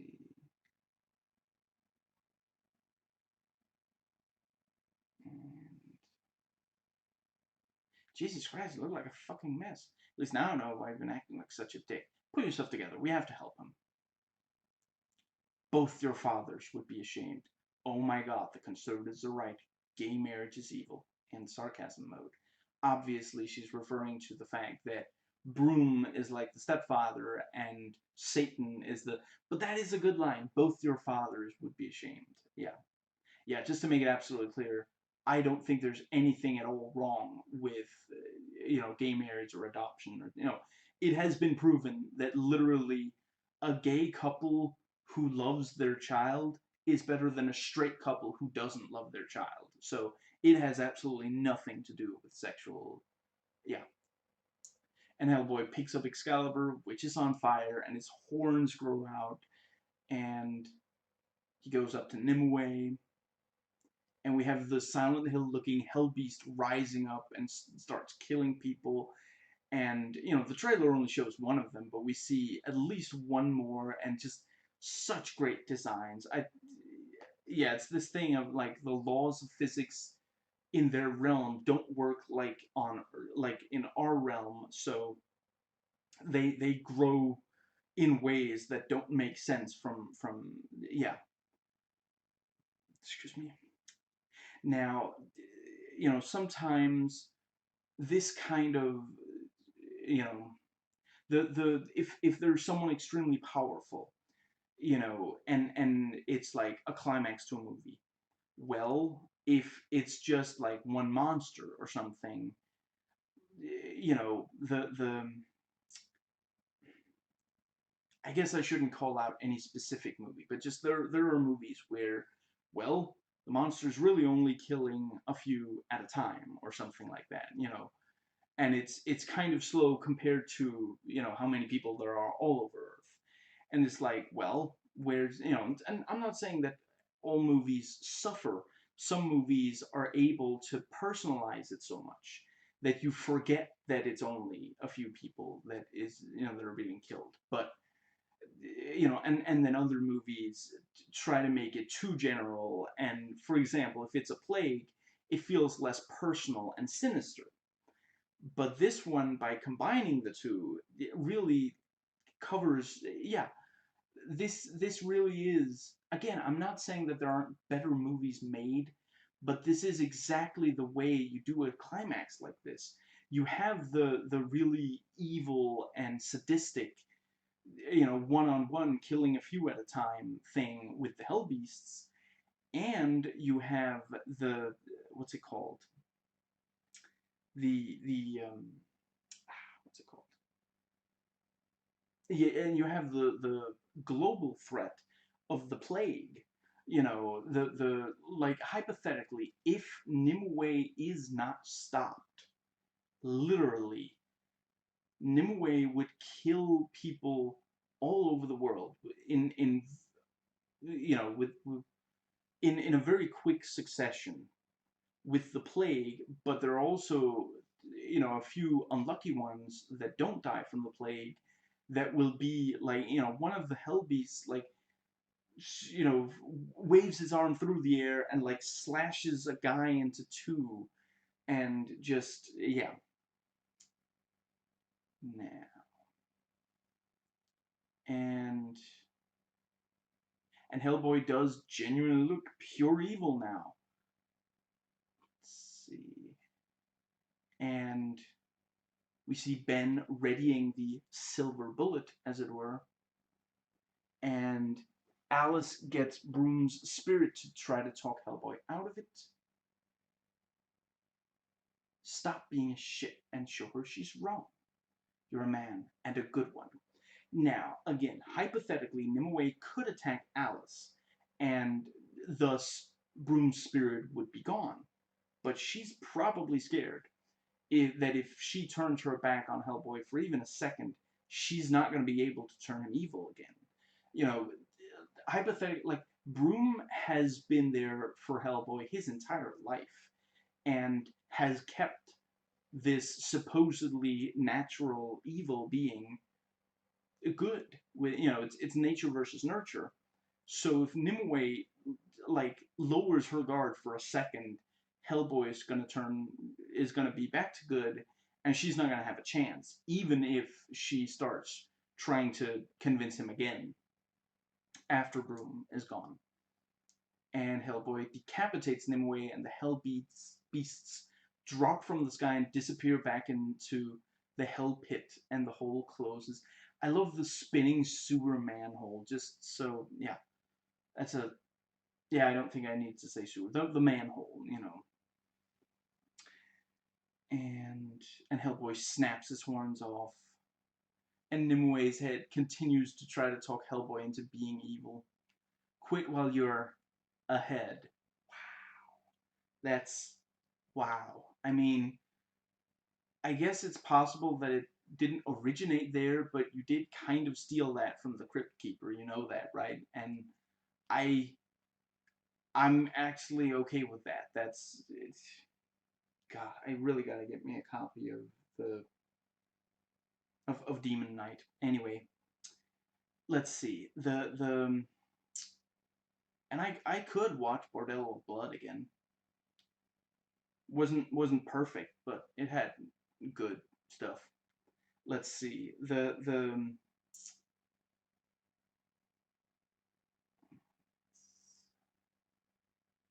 Yeah, what was it that I was gonna say? The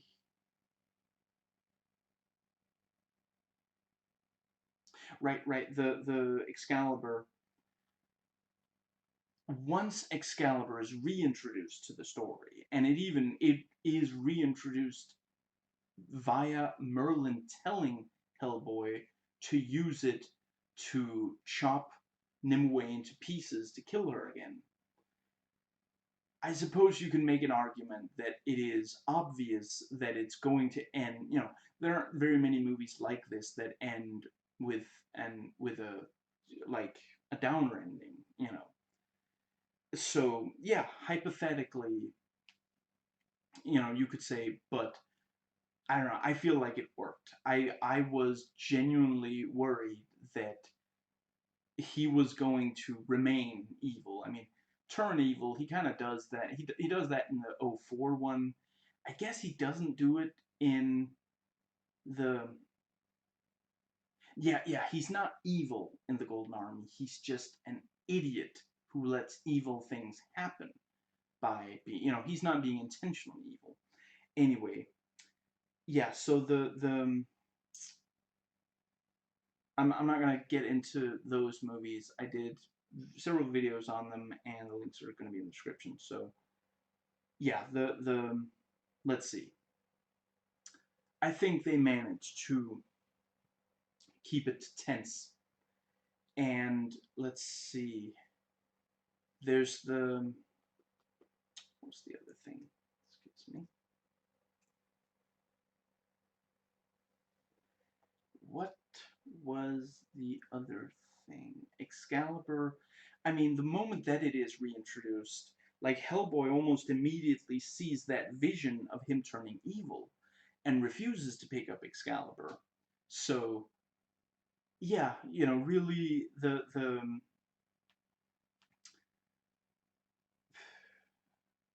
yeah, you know, at first it seems like he's not going to do that, and they're just going to have to find another way to defeat her. But Let's see. Excuse me. Still have some back issues. Yeah, I'm not sure I have more to say. I feel like they did a good job rather than her being. And it is like she's specifically, I felt like she explained it well. She would be way more powerful if a, yeah, it specifically had to be a descendant of Arthur, who, that was the way for the power to be. Yeah. Let's see. Yeah, and Hellboy throws her head into the Hell Pit, which of course was not something that Arthur was able to do. So good escalation and a seemingly more permanent solution. How's the pig? Not this pig man because he's dead now, but how would a pig man, or yeah, hypothetically, it would be extremely difficult to get her head back, and it's possible that in hell it would be burned and destroyed. So an excellent, and yeah, the and yeah, just briefly, I've seen some people say, well, why does it hurt for the demon to go to hell if they're from hell?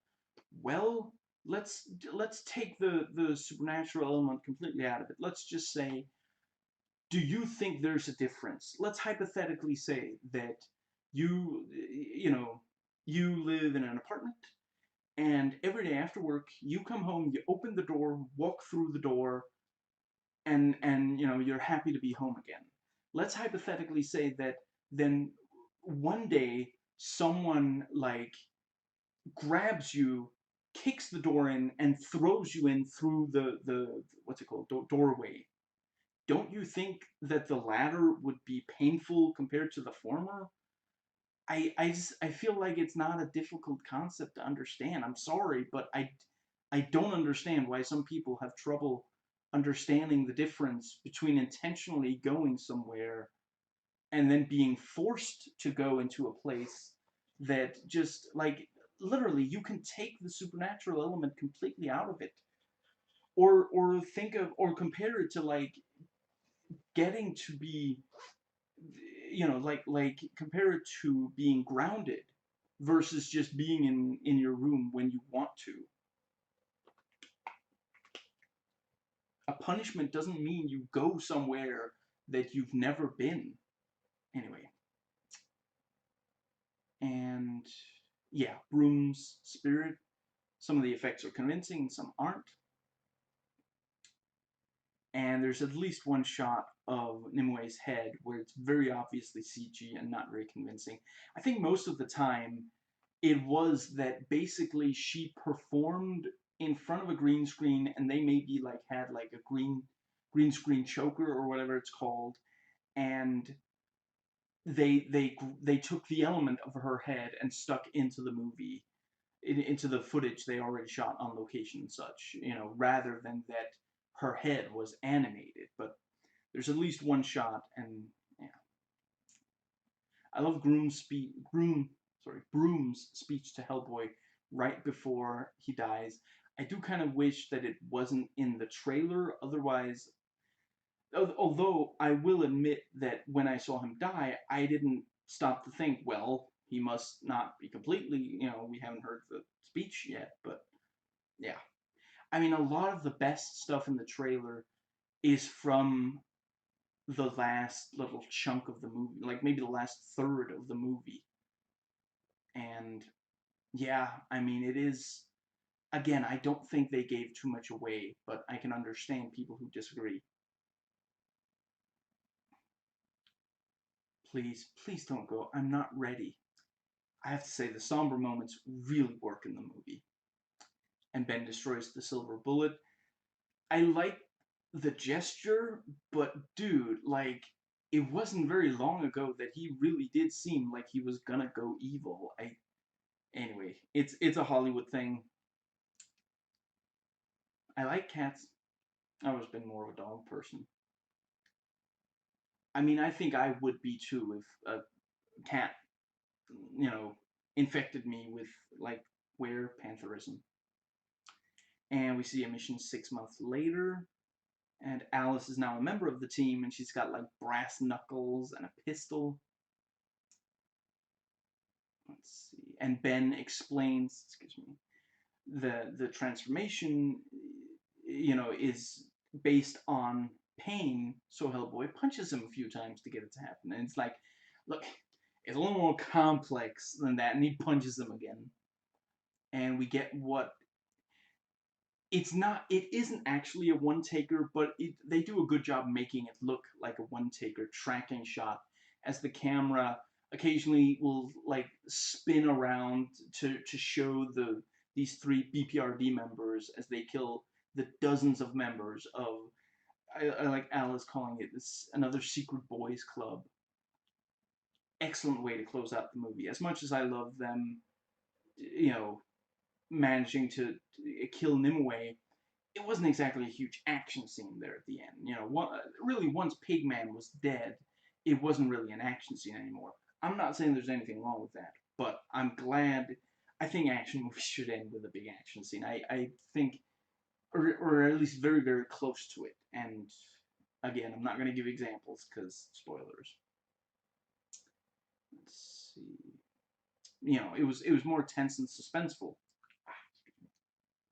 once Pigman was dead. And yeah, so here at the very end, they free Abe Sapien.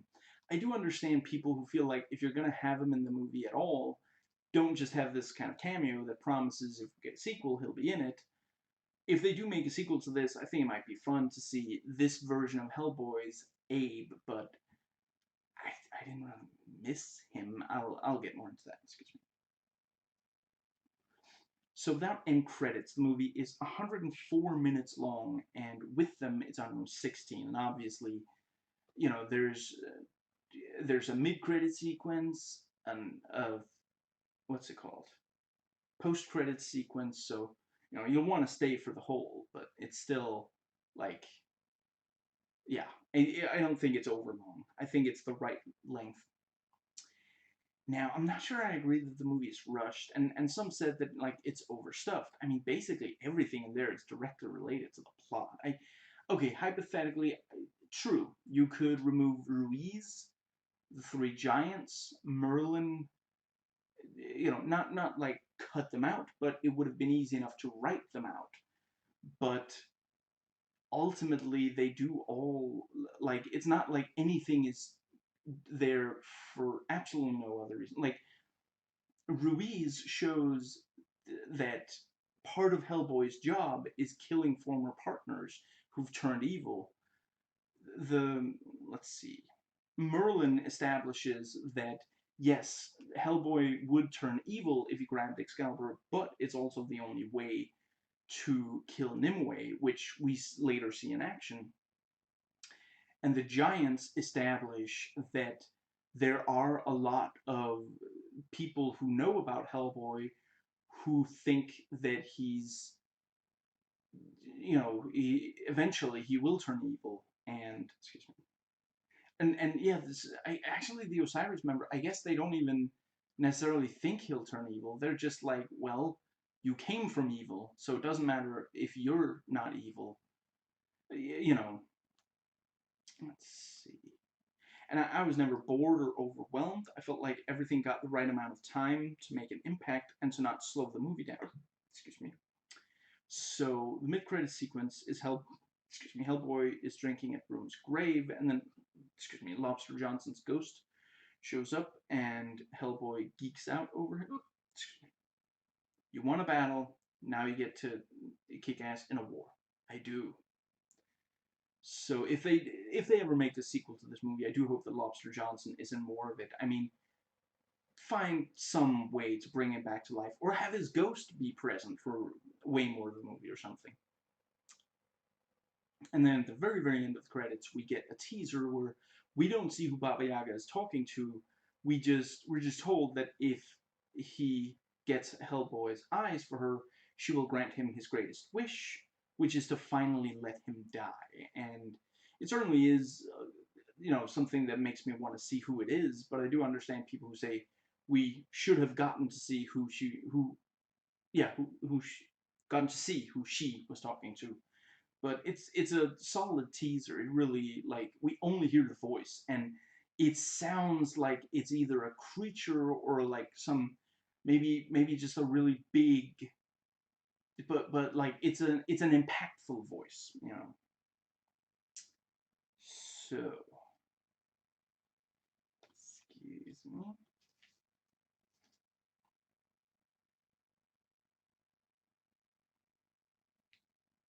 And that was almost 2 hours talking about just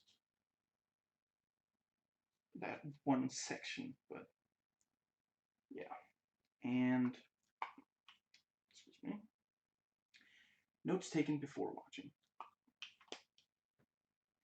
Now, I can imagine this might be the biggest budget Neil Marshall has worked with now so far. Now, a lot of directors can't really handle a huge budget the first time, especially if it's a blockbuster like this is.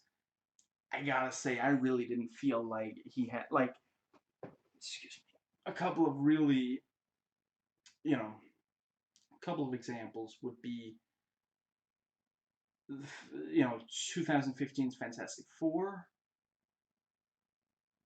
and the Amazing Spider-Man 1 and 2. Let's see, those are some of the most, like, yeah, and again, I do still really love Amazing Spider-Man 1 and 2. Don't at me, because I don't even have Twitter. The I'm not gonna make any excuse me. I'm not gonna claim that Fantastic Four from 2015 is particularly a good movie, and it is a mess. I don't, yeah, I don't think there's really anything in this that is the way it is because he couldn't handle a big budget. Ah, crap. What's it? Oh, okay, sure. I thought it skipped ahead in notes, but thankfully not by much. Now, Mila Jovovich, you know, there's like a. Is it because, yeah? There's a still in the. Yeah, I'm afraid I don't remember exactly when in the movie this is, but there's like this part where she's got like her arms outstretched and like as if to say, "Come at me, bro." And Mila did a lot of campy vamping and absolutely worked 100%. Now, the 20th of February, 2019, the the Red Band trailer for Hellboy. You know, it was the second trailer, but yeah, this trailer really got me wanting to watch the movie. The other trailers didn't quite get me there. Yeah, second or third, whatever. It wasn't the first trailer, is what I'm saying. This trailer appealed to me more than the trailers for the first two, and I really loved those when I first watched them as well. So let's see. Yeah, and the trailer straight up, like, it starts with the, you know, Hellboy being summoned, which, you know, ultimately it's not a very long scene in the movie, and it's all in flashback when it happens in the movie, where, you know, in the first movie, it actually does open the movie. And yeah, we see this Nazi officer with like red and blue 3D glasses, and then it's like, you know, something was summoned from the depths of hell, something that would end mankind. Okay, I know a lot of people hate 3D, but geez, that's a bit harsh. And let's see. Yeah, and the thing with, you know, Cronin. Yeah, the first Hellboy movie handled Cronin perfectly, so I wonder if this is going to try to outdo it, or if it'll only show him very briefly, and yeah, only show him very briefly. And yeah, so it's retelling the origin, and yeah, I guess they didn't think it was told well enough in the first Del Toro movie, or maybe they think people forgot. This character is not as well known as Spider-Man, Batman, who we certainly don't need to see the origin of again, and Superman. I do really appreciate that in this version, Broom actually points a gun at Hellboy rather than just immediately going, "Oh, he's cute," and handing him, you know, product placement candy. Oh, this money is not related. It's non-candy related money. And yeah, you made me a goddamn weapon, and let's see. Yeah, I already said this. And yeah, and then sort of we see the Blood Queen taking down people with like swarms of locusts or something, and it also in the trailer looked like she was turning them into ash, but you know she's infecting them with the plague. And Hellboy stabs a guy right through the face, and the knife and the blood went out the back of their head. Let's see. And Hellboy standing right in front of the Blood Queen. It looks very intimate. Why do you fight for those who hate and fear you? Better question. Why are we redoing this element from the second movie? But yeah, I would say this, you know, in this I much more got a sense of this kind of, yeah, like in the second movie, it really doesn't, like, it feels so, yeah, just, I really don't think it works there. But here, I did get this sense that, and yeah, and I mean, at the end of the day, yeah, this movie does such a great job because the first thing we see Hellboy do, you know, excuse me, we have the prologue, but yeah, right after that, Hellboy is forced to kill his old friend because that guy has turned into a monster, and he specifically says Ruiz was no more of a monster than I, or was no more evil than I am, and yeah, you know, with that you can really understand this kind of conflict in, you know, in the second movie. It's just, it's such a stupid, like, it's this thing of like, how could that woman not have seen that he saved the baby, that it was the forest, you know, the forest god that was a threat to the baby. I mean, I'll grant that the way, like, Hellboy throwing the baby into the air and then catching it like that was a, you know, a reckless way to do it, but the woman doesn't say you were reckless. She says, why were you hurting my baby, basically. And it's like, he clearly wasn't. Excuse me.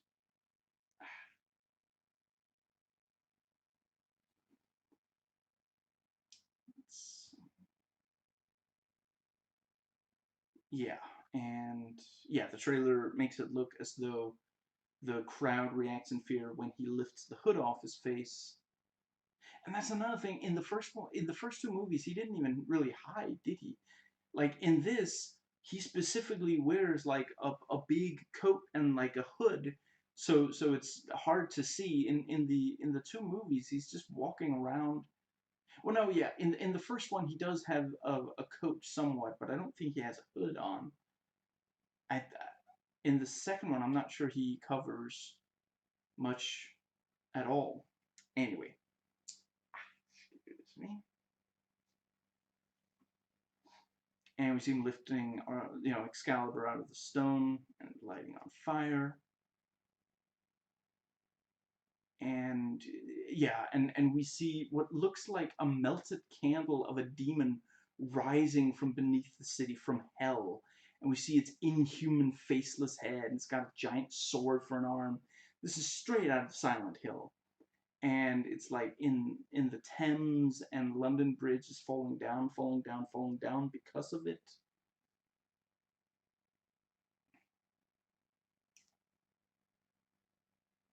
And I really like, we see her blowing on the brass knuckles, and the small symbol appears or lights up, so I guess it's magical or something. It's, yeah, it's like, again, at the end of the day, the, you know, she only has that at the very end of the movie, but I'm not, and that's only, excuse me, that's really also the only time, excuse me, that we see her fighting.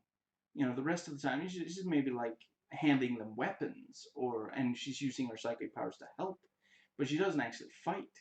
And yet I wasn't, yeah, I wasn't sitting there waiting, tapping my foot impatiently, like, come on, let's her let her get a fight scene too. I felt like it's more like we get a sense of the world of the movie more than necessarily what we see in the trailer will take up much of the movie. And I think that's a good way to handle that sort of thing sometimes. It's it I don't know, I didn't feel like it misrepresented the movie, that the trailers misrepresented. And let's see, yeah, the transformation looks really painful. I absolutely love it. Makes a lot of sense that something like that painful.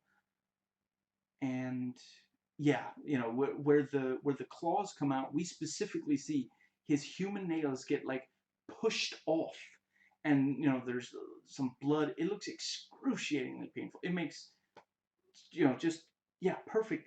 Excuse me. Makes perfect sense. Like I've seen others where it's more like the nails just kind of grow long and kind of morph into claws, and it's like, I mean, if you can't, if that's the way you, if you can't make it, if that's the way you have to make it look, okay, but it makes a lot of sense. Like, I mean, we are talking about that the beast is inside of him and it bursts out of him. It just makes a lot of sense that's, yeah. Let's see. And I noted that, Pigman looks like Bebop from the Teenage Mutant Ninja Turtles. And one of the demons is flying bat wings. I think that might be Ruiz, but yeah, maybe it's someone else who also is. And Hellboy's cutting limbs off a giant that's attacking. Yeah, by and large, the trailer does not give too much away. We just know these are things that are going to be in the movie. Excuse me. And Hellboy and Sasha Lane kissing in Blood Rain was not in the movie, now that I think about it. Excuse me. I don't think so, at least. No, I'm fairly certain it's not. And we see him riding the bone dragon with sword of fire. And I wrote, I really hope this isn't just a brief dream sequence, but an actual scene. And ultimately, like, we do get to see him chop down some people with the sword, but ultimately it's very brief and it's just a dream. It's too bad.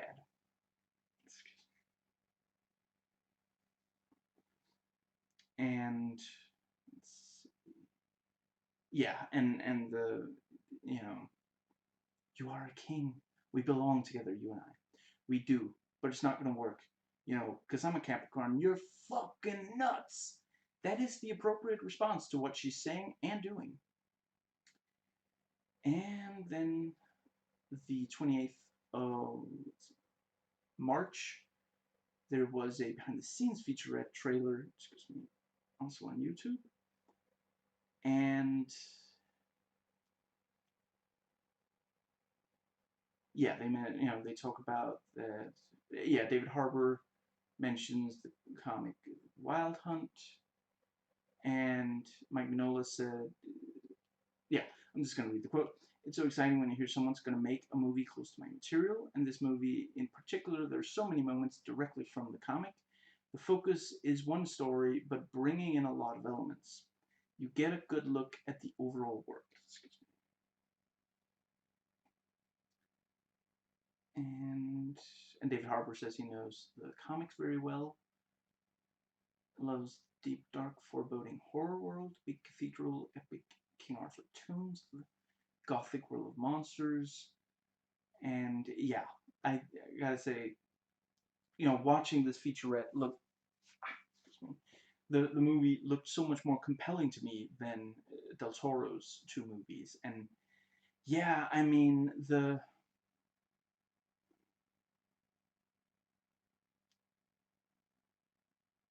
ultimately this probably is the one that's the most for me. Like, it's no like this one so easily, like, to me, so much better than the second movie. It's not even funny. But the first movie, I mean, that one does have some really great stuff as well. And for sure, like, they came out 15 years apart. So, of course, there's going to be, what they could the amount of action, how fast it could move, how big it could get, changed tremendously. But I, yeah, overall, I think this probably is my favorite of the two, and like the second one, ugh. Like I try hard now to not hate movies, but that one really tests my constitution. And let's see. Sasha Lane says, some people have read the comics since they were 10 years old. I'm just so excited to make something really fun for everyone. And Miljovich said, the illustrations are phenomenal, great action, and really interesting characters. I love when she gets cast for these sorts of roles because her Eastern European appearance fits this kind of just an unusual enough looking aspect. Excuse me. To the common Western world white person, she can look scary but still hot, which a lot of Hollywood people see as a must. And she has the acting talent and the willingness to look very unflattering if it means that she brings her character to life the better than otherwise. See the $1 Million Hotel and Joan of Arc. Not every actor who looks scary can deliver a performance that fits. And actually, was that my list of? Well, she does do really great acting in those movies. I can understand why, in parts of Joan of Arc, excuse me, it's maybe not the. I can understand the argument saying that too much of the time she is really, really like emotionally like way up here. I don't. I think it's a direction issue. I've seen her give incredibly subdued performance. Yeah, $1 Million Hotel is a good example of an incredibly subdued performance. So I think that she did what what's his name, Luc Besson wanted, and maybe he made the wrong choice. I really don't think. And I saw some reviewers, excuse me, who said that she, was to blame for that. And I really, or yeah, I would say said that she was to blame for that. And I really don't think that's accurate. Anyway.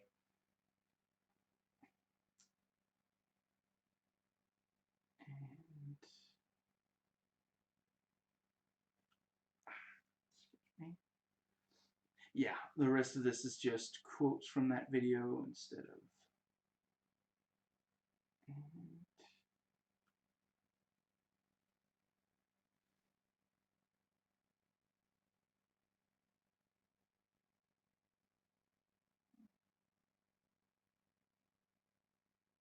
Oh yeah, excuse me. Yeah, there's this, I think, Watch Mojo video.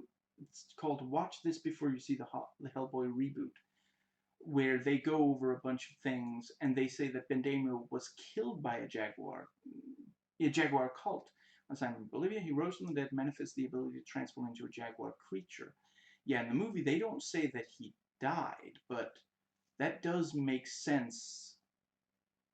Yeah, and excuse me. That's right, yeah. Lobster Johnson was killed in 1939 fighting the Nazis, but in 1999 he appeared as a ghost, haunting the castle where he was killed, and has since helped the BPRD. In the comics, Bendamio is American-Japanese, and his heritage plays a major role in both his life and the BPRD comic stories. So, yeah, really glad that they did end up, at least, going with Asian-American actor.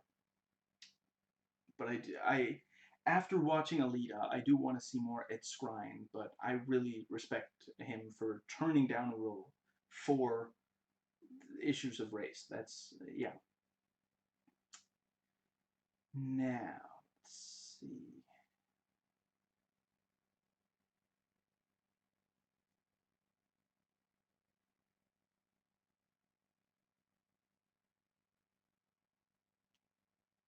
And yeah, there's also a really great video, Nerdist News video, how the new Hellboy movie brings Mike Mignola's vision to life, and I don't really have anything to add to that.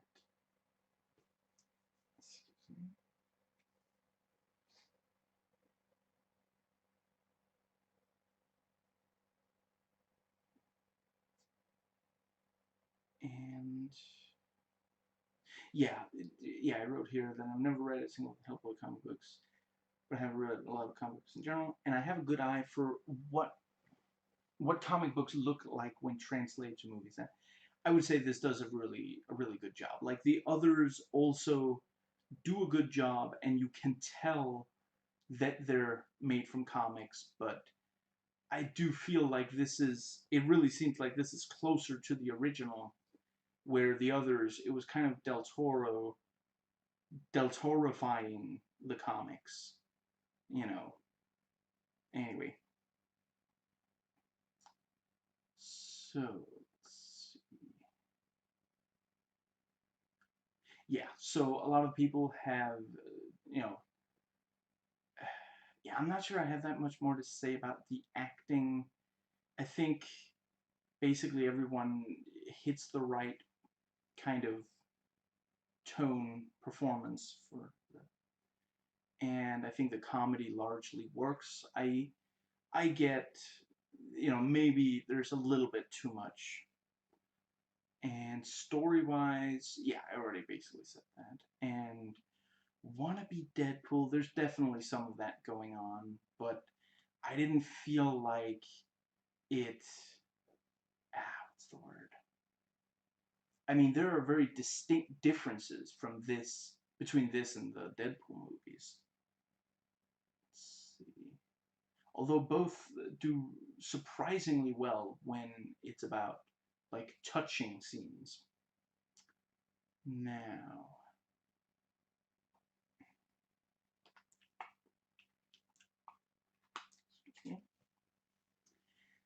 Now, as far as this being offensive, I read that in the comics, Hellboy never uses. He only uses mild to moderate swear words, never the really strong ones. And I respect those who prefer it to remain that way. I don't think there's anything wrong with being purist when it comes to fiction, except, of course, when that gets in the way of inclusion and diversity. I do think an argument could be made that it makes sense to go further than that, in part to intentionally offend people, since the whole idea of Hellboy, the world being saved by the son of the devil, it's clearly meant to offend already. It's like how when Alan Moore made V for Vendetta, he tried to get British people to cheer for Guy Fawkes,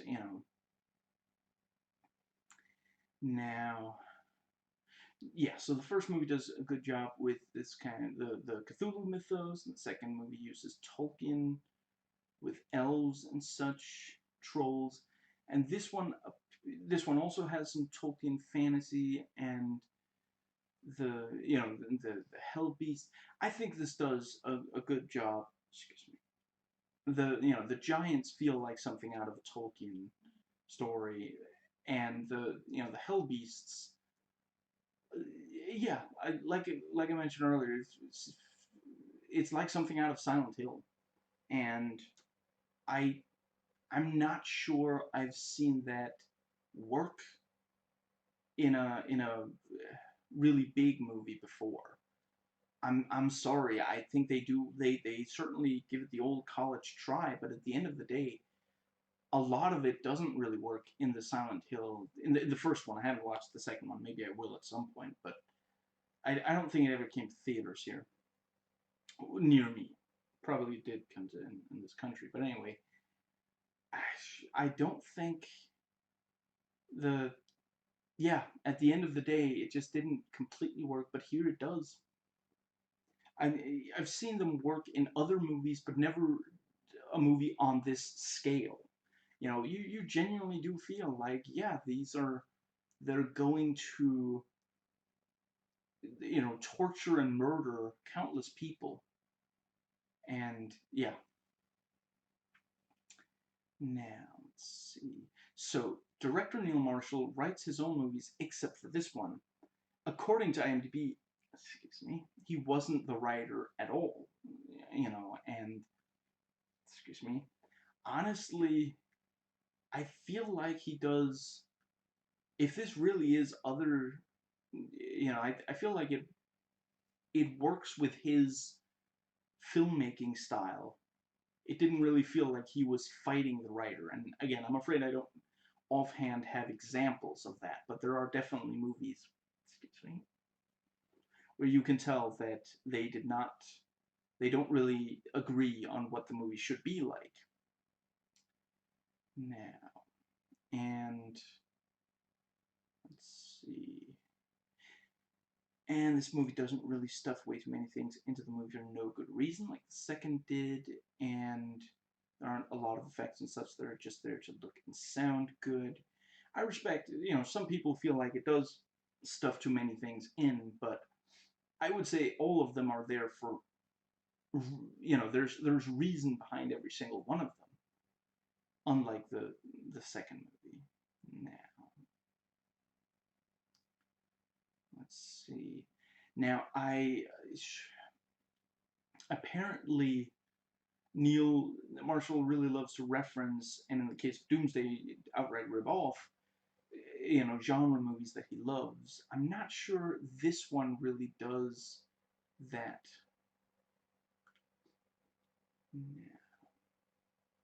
Oh, right, this is also off topic. I was listening to episode 219 of Going Off, and at one point, Rap Critic says, I'm gonna go to bat for this, and I swear for a fraction of a second after that, what I had heard him say, what I thought I had heard him say was, I'm gonna go to bathroom, which to be fair might be a way of saying, let me just crap all over this. Now, let's see. Yes, so excuse me. I rewatched the Bad Movie Beatdown episode of on Doomsday, and he says, among other things, in the first 10 minutes there's been a lot of violence and gore with barely any respite. This isn't fun, it's just depressing. I don't think this one pushes it too far. There's a lot of violence and gore, but it never got depressing to me. And he says that the best action in the film doesn't have a lot of gore. And this also, this movie doesn't constantly have gore. With Ruiz, there's almost no gore. The only gore is when he gets impaled at the end. But it's like they fight for several minutes, and there's no gore. And he said that near the end, the movie finally gets fun with insane action, with explosions and creative gore. And yeah, see, I would say this one is fun from the start. And he said that the film is too dark, too violent, and too repulsive to have any fun with. And yeah, again, I don't think that's the case with this movie. And he says, while it does a good job of copying the action from the movies that inspired it, it doesn't get that there were stories in those movies, so it ends up as empty pastiche, because it doesn't comment on the originals, only copies them. And yeah, if that happens in this, then I didn't realize it. So now let's see. Yeah, so I rewatched my own old vlogs for the first two movies, and in the first one I said that Ron Perlman is Hellboy and no one else could play the part. I think David Harbour does a great job. And him being painted red works. You accept it. You're not constantly laughing at what he looks like. And they manage that in this one as well, even though he looks very different. And yeah, so let's see, I rewatched I have Hellboy 2 on DVD, so I watched the extras, also watched the movie, and I reread the abridged scripts of the first two movies. Let's see, I rewatched the pitch meeting for the first one, I rewatched trailers for all three films, and I rewatched Everything Wrong With on the first two movies. And something else that was very, I also watched. I'm afraid I don't remember the name, but there was this guy who had made a video. I think it was called like a brief look at Everything Wrong with Hellboy, and he goes into a lot of the things that CinemaSins gets just so wrong, and just I think I'm gonna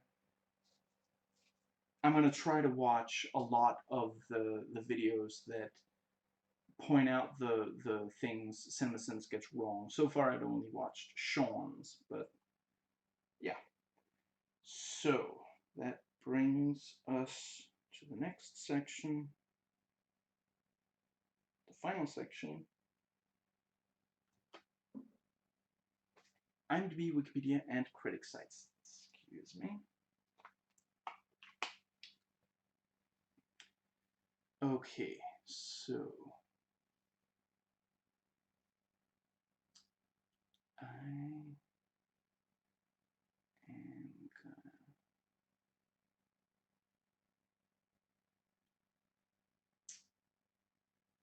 let's see.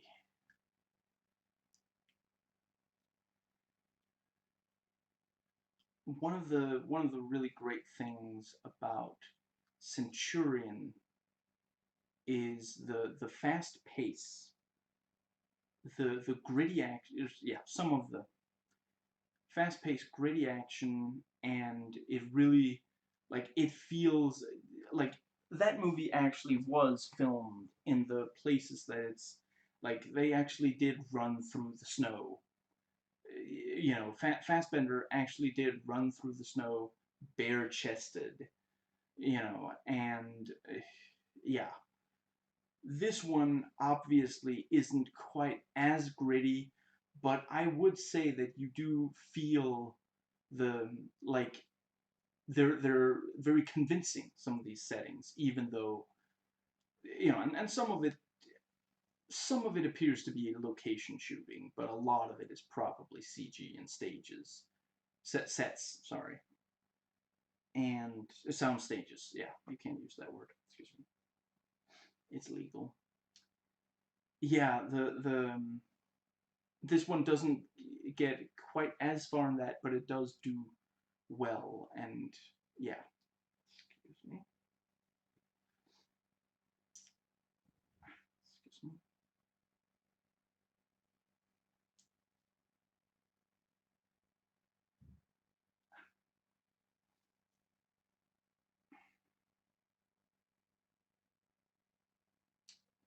Okay, so the I went and got the tomato meter for all three of these movies to compare. So the first one has an 81 and only a 66% audience score.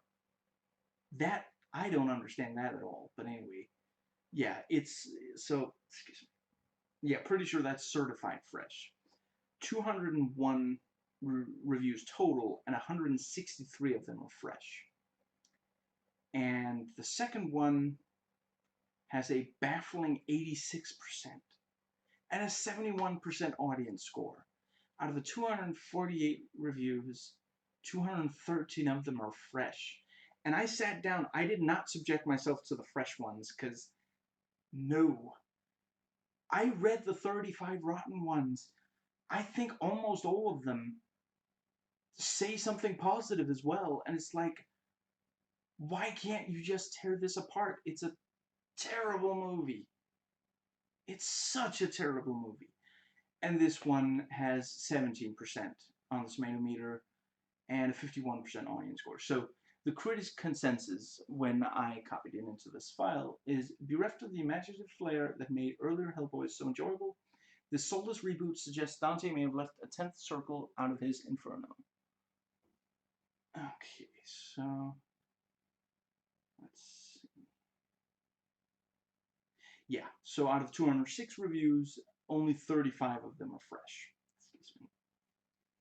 I read all 206 reviews for this one. Now, and yeah, an average rating of 3.66 out of 10. And the audience scored 51, with an average rating of 3.08. Total number of reviews counted, 4,166.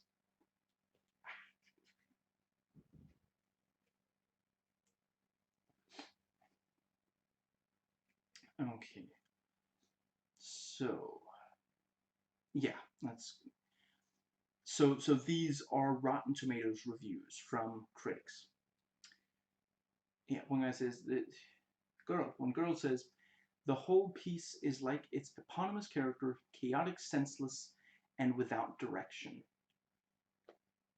Yeah, I just don't, you know. Everything seemed forced, certainly the language, the jokes, and especially the gore. I mean, I like gore. Maybe this reviewer doesn't. Excuse me. Like, I've seen movies that are just mean-spirited with their gore. I wouldn't really say that's this. Like, in this, like, yeah, there's gore of innocent people, but it's the movie showing the stakes rising. You know, it's, yeah. And yeah, some of the language and some of the jokes.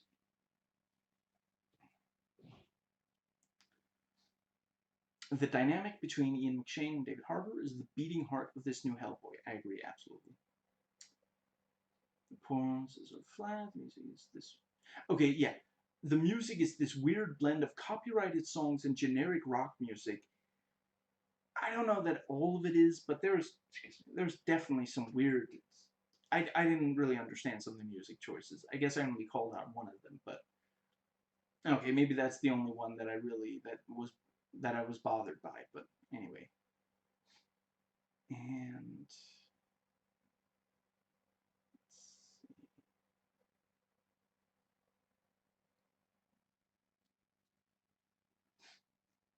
The pacing is far too quick.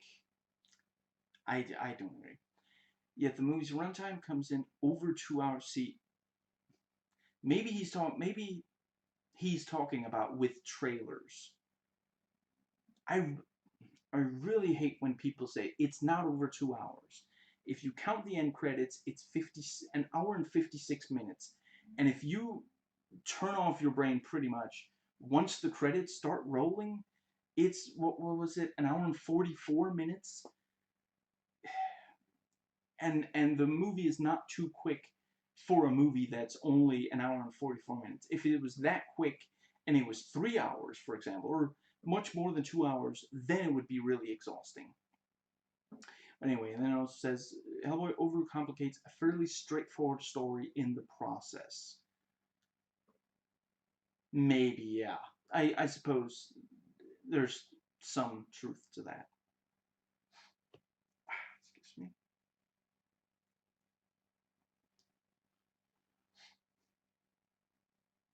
If you like gory action shock, you should give it a try.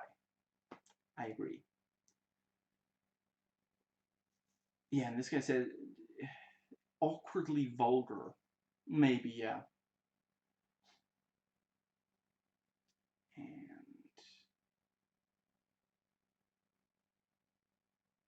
says it can't decide how campy to be. Maybe. And macabre. And Hellboy manages to provide a fun experience full of bizarre fights and action that you won't get anywhere else. In a world of comic book content, it stands out. I would have to agree. Seriously, I can't think of any other, like, big movie that has Silent Hill style hell beasts like that. And I would say the animation on them was very convincing. I don't think there was any time where they weren't convincing. It's hard for me to give, like, I guess like 50-50. 50% of the CGI wasn't convincing. Let's see. It's a comedy with plenty of smarts.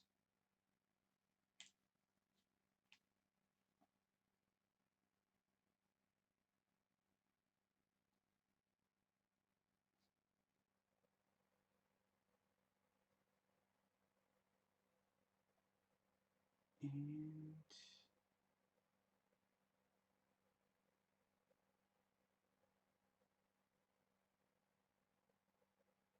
manages forms are coarser, but they manage to impress an overwhelming dynamism, especially in the battle scene with the giants.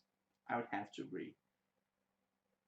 That, yeah, that scene was very effective, and it was much more like, I've seen others try to do scenes like that, and where it just doesn't, yeah, like he says, the dynamism, I think that's the right word to use.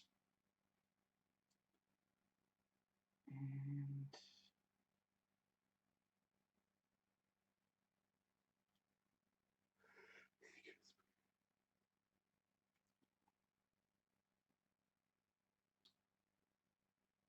okay, yeah, so this is starting page 2 of 11 of these reviews. So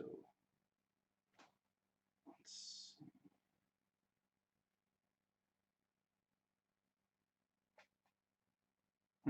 This guy says, this reviewer says, a movie for millennials. I I guess that's probably an insult. A lot of whenever you see someone talking about millennials, it's an insult.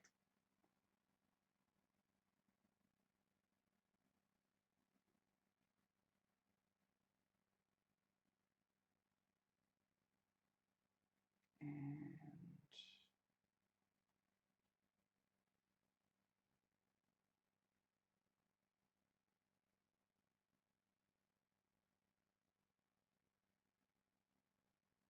excuse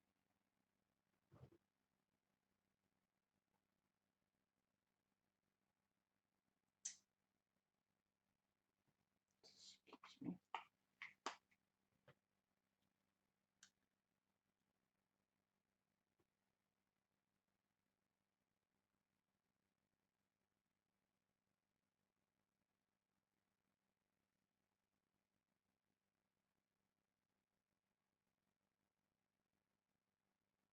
Yeah, I'm not seeing a lot that's particularly. Yeah, there are several that say that it's kind of immature, and I mean, I've seen some say that about Neil Marshall's other movies. It is, excuse me. Yeah, I'm just gonna come on. I've I've watched Centurion, but I haven't watched his others. I probably will watch Dog Soldiers and the Descent at some point.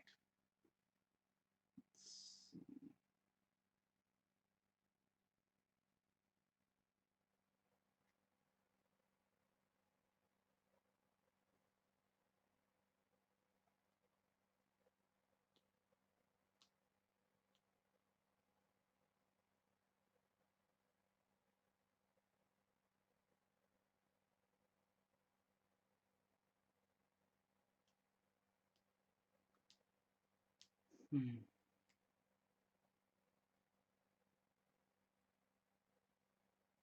Yeah, I'm. Let's see. I'm gonna try to make sure there isn't dead air. So yeah, I will just briefly say, I think I've said it in other videos, but it bears repeating. I don't think that, like, the critics are paid off. I do think there may be, like,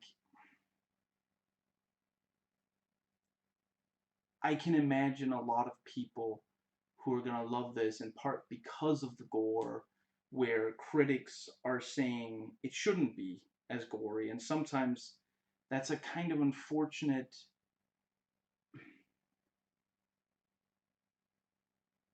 you know, I don't know that it's not necessarily like anyone's fault, but the like there's like the fact that Rotten Tomatoes, like what you notice first is the tomato meter, and the tomato meter doesn't say if like well, you could say that the audience score is about who enjoyed it. It even outright says, you know, this amount of critics, sorry, of audience members enjoyed the movie. But the critics one, it doesn't necessarily, like, something can have a lot of negative reviews and be good, or a lot of positive reviews and be bad. You know, a lot of positive reviews and be bad. Like, I realize not everybody agrees with me on Hellboy 2, but if you want your mind blown by how well critics can receive a movie. Look up Terminator 3 on Rotten Tomatoes. I forget the exact score, but it's way, way higher than it has any right to be. And some of the positive, like when you read the outline, it's like, yeah, they actually basically say, well, I mean, it's maybe not quite as well written, but it's good in this, that, and the other way. So it's not, meanwhile, the fourth one, I think I don't like the fourth one. I don't like Terminator, whatever it's called, very much at all. But I don't think, it's not that much worse than, excuse me, it's not that much worse than what's the word?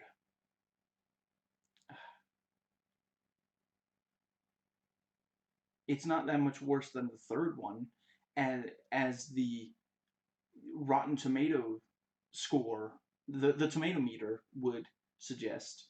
So you can't completely trust that. And yeah, there's some of these movies, fans love them, even if a lot of critics don't. And yeah, it's just, and I think among other things, like the amount of gore in this. I mean, this isn't a mainstream movie. The Del Toro movies aren't really mainstream either, although the first one does go close to mainstream in some ways. Probably, the first one feels like Del Toro was a little concerned. I don't know, maybe he'd get fired or the movie wouldn't do well enough. He was super happy to he jumped he was offered Blade 3 and he was like, no, no, no, now, he made Blade 2 and that did really, really well. Mimic didn't do well enough, but Blade 2 did really, really well, and then they offered him Hellboy, and because of that, he didn't direct Blade 3. I'm not saying that Blade 3 would necessarily, like, one of the big problems with Blade 3 is how much it's bad script and how little what's his name, the star, how little he cares, how little he wants to be making the movie. That wouldn't necessarily have been any different if it was Del Toro directing, but it is like, excuse me. Anyway, I'm getting off topic. I'm not talking about, what I'm talking about is he might have directed Blade 3 if he hadn't been offered Hellboy. And he did enjoy working on Blade 2, but he definitely, when you watch the first Hellboy, you can tell he badly wanted to be making the movie. Excuse me. But with the second one, he completely, like if the first one was, if let's say that both of them are like he's going on a date. If the first one was him spending all day preparing, picking the right outfit, making sure he smells good, taking a shower, trimming his beard, all this stuff, then the second one is kind of like him waking up half an hour before the date and just, you know, yeah, walking to the restaurant in the clothes he slept in and just like, what? It's still me. It was me you liked, just, yeah. And let's see.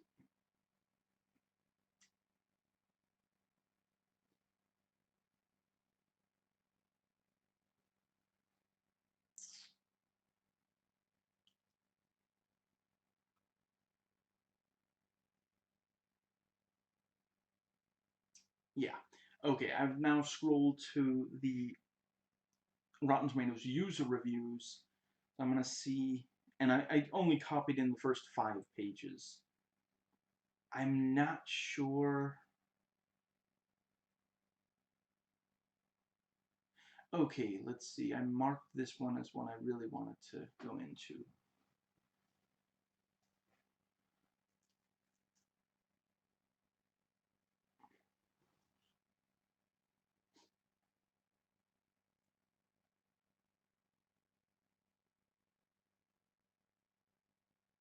Okay, he says the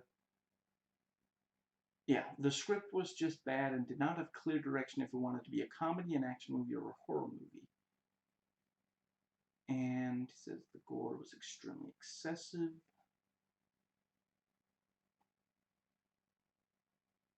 Zero reason to connect Hellboy and King Arthur.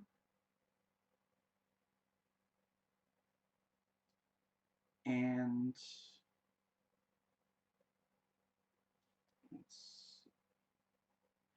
I respect that director Neil Marshall was trying to continue his style of horror comedy here. I just do not think it worked here with this franchise.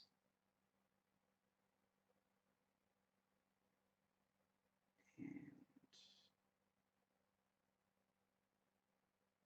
yeah, he praises Ian McShane. He really is excellent.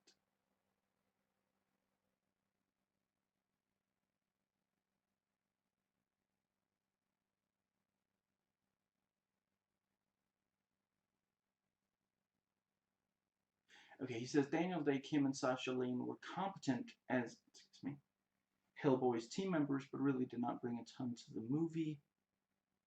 Yeah, maybe. And Baba Yaga character brought nothing to the story. It really was a slog every time she was on screen. I mean, you could have removed her. You could have written her out easily. That is true. I don't know. I mean, I guess I enjoy, so many of the parts on their own so much that maybe I'm more forgiving of them not necessarily fitting together that well. But yeah, he ended up giving a 31 out of 100. And let's see.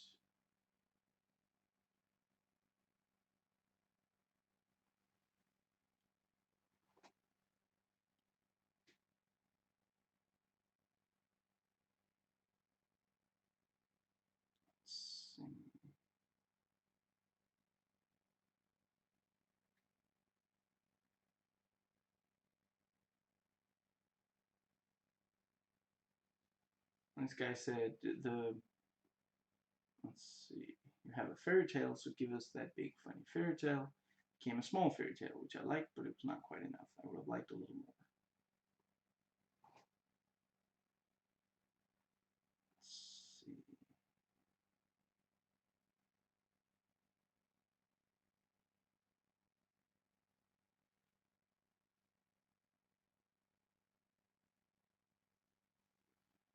Now, let's see.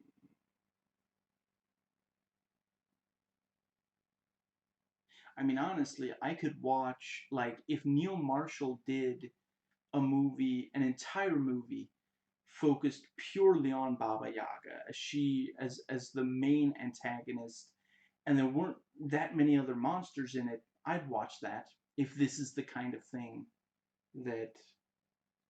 Let's,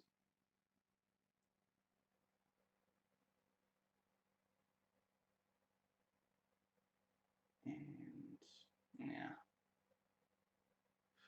and then there are users saying, people who don't like it are just complaining. I don't think that. To me, it's just unfortunate that what a lot of people are going to see is that there's this huge chunk of people, of critics, who say that, excuse me, is that, yeah, I guess, okay. The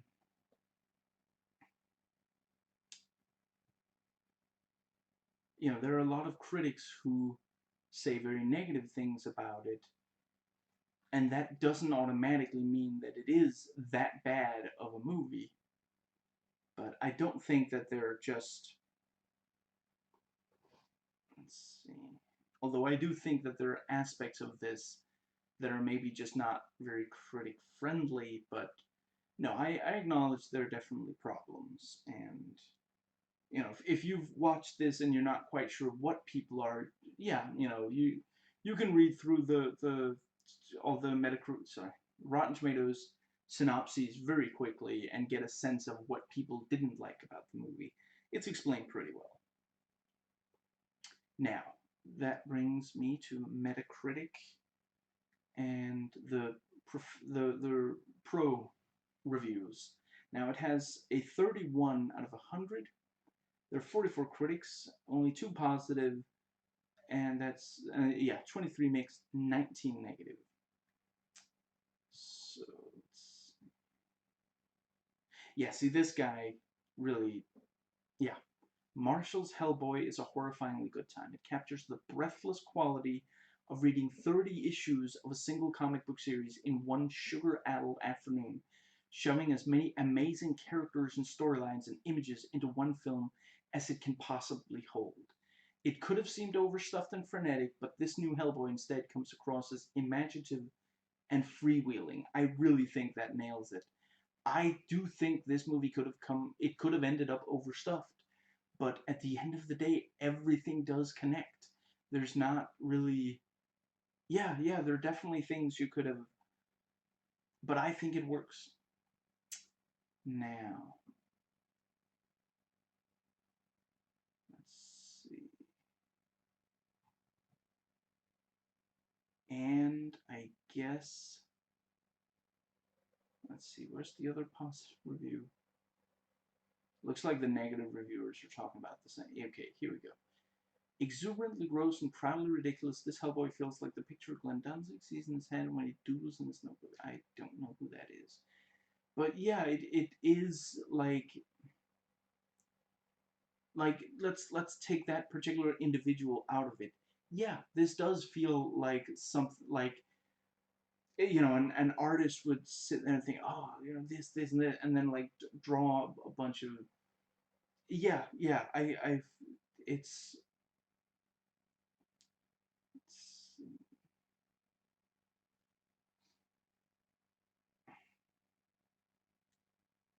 and meta user reviews, and it has a 5.4 out of 10, 383 ratings, 159 positive, 108 mixed, and 116 negative. Now, I guess, excuse me. Yeah, I'm just scrolling through and seeing if I can spot... Oh, right. Yeah, see, I did not read all the spoiler ones yet, because I read the ones that didn't have spoilers before watching the movie. But I haven't, yeah. I started recording not very long after, the movie ended. So I haven't read the spoiler ones. So I'm going to try to just read them quickly without reading aloud stuff that isn't necessarily interesting and without leaving dead air. So, this guy says, David Harbour, this guy gave it a 4 out of 10. He does like David Harbour, both as an actor and as Hellboy. And let's see.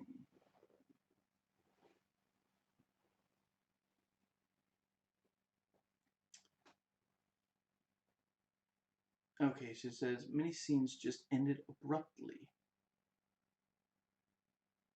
And it kept increasing throughout the film. And he felt that Excalibur and Hellboy being Arthurian seemed to come out of nowhere. Let's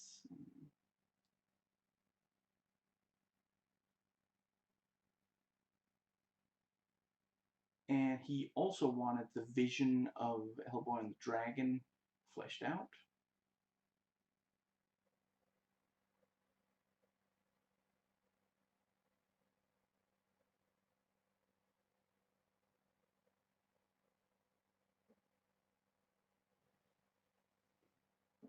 And Baba Yaga's home was a standout for the creature effects.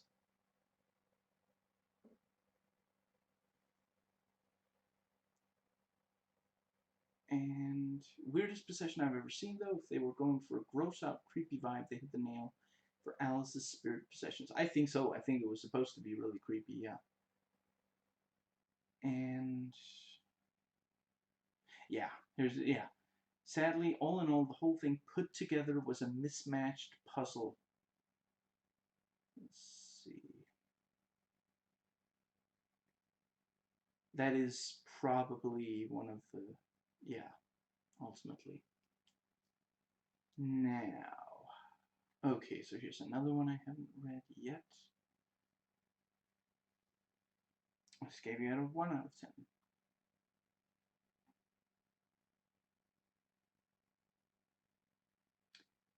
Directed and written by two guys with virtually no credits to their name. Well, yeah, it's a fairly early film by Neil Marshall. Neil Marshall hasn't made that many movies yet, but two of them are some of the most beloved horror movies in a really long time. I don't. Had Guillermo del Toro made that many movies before he made the first Hellboy? It was one of the first. It was like the second one he made that was in English. Third one, Mimic is. I forget Mimic exists sometimes. Let's see. Yeah, sorry. Just that's not a very good argument.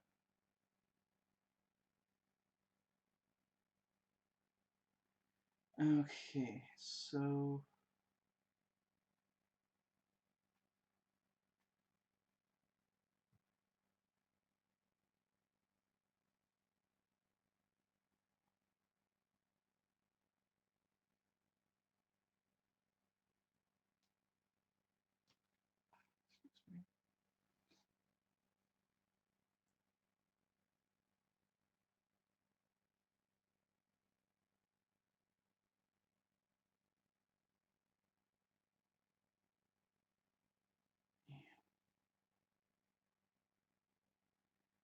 and moving on.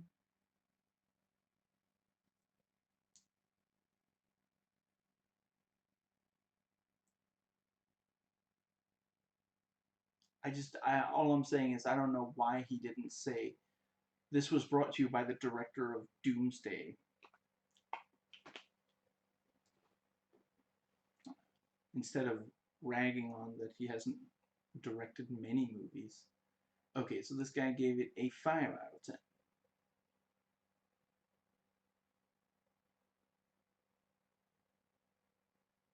And let's see.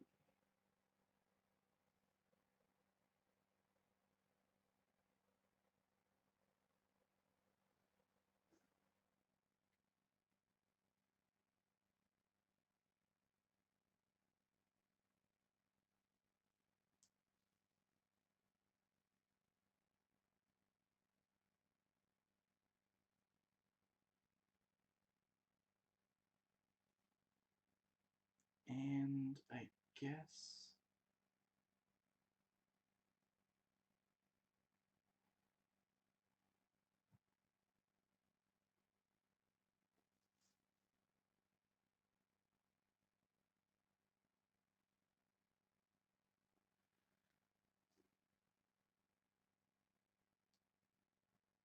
yeah, I'm not sure that.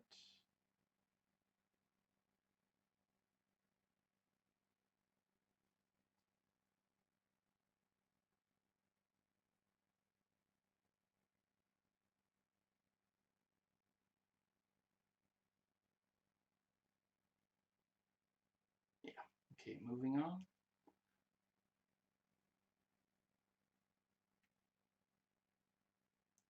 I also do think that Neil Marshall like he's a logical choice for this kind of movie. You know, the really, and you know, he can do horror, he can do action, he can do, I don't know, comedy, but like funny stuff in horror and action. Let's see. Okay, so this guy says, Milojevic, yeah, I thought Milan was going to do great, but this performance was Joan of Arc on Prozac. And let's see.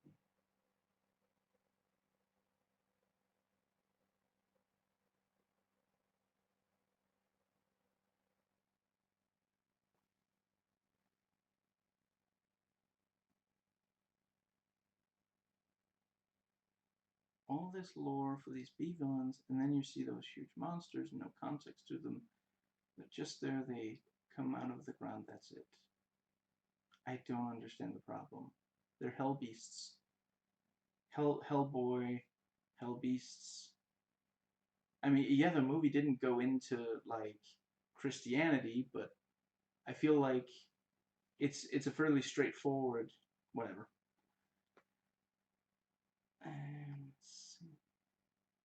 Okay, so this guy says, yeah, I'm just gonna quote him. You give it a 4 out of 10. Only Hollywood could take Del Toro's vision, scrap it, then remake it as a mixture of Underworld and Van Helsing. Underworld and Van Helsing. I guess I can kind of see what he is talking about. Okay, and this person gave it a 0 out of 10. And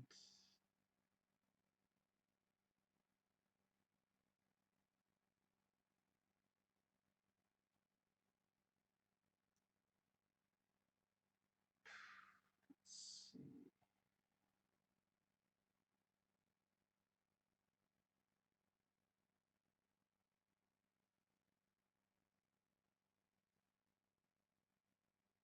Okay, he says there's too much narration, even in the first 5 minutes.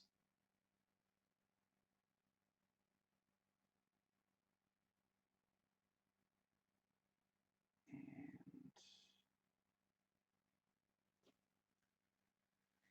excuse me.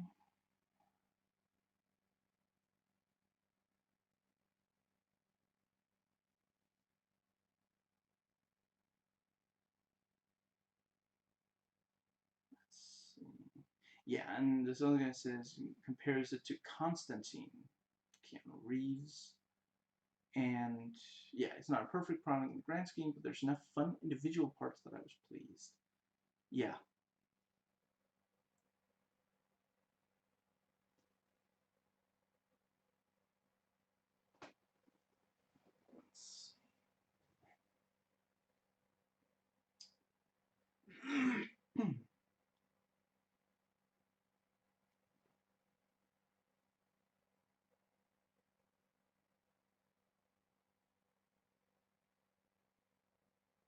That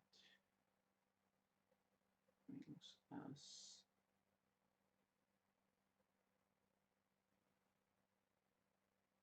Okay. Strange pacing.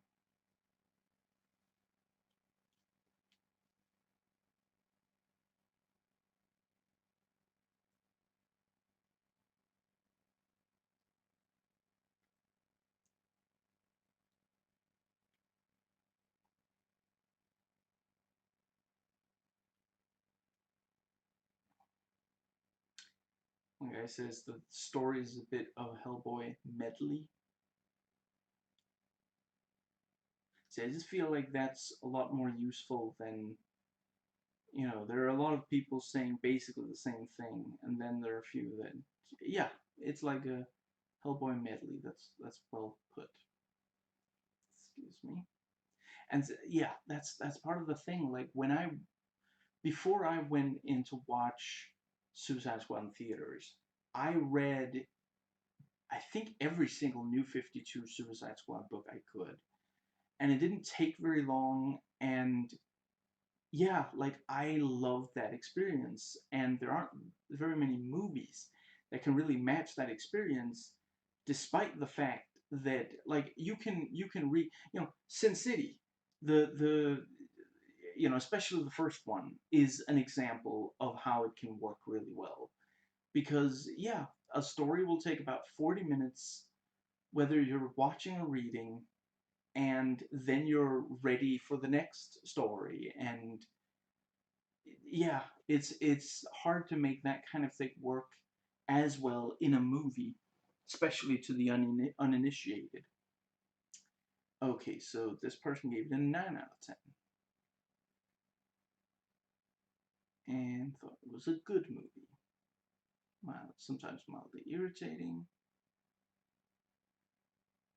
and like Harbor's Hellboy better because it's grittier and darker.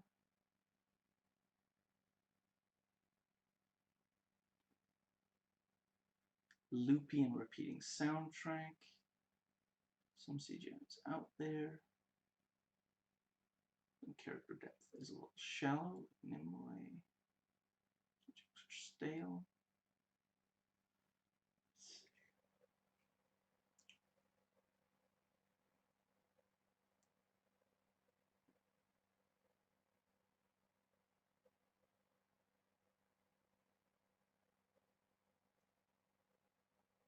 And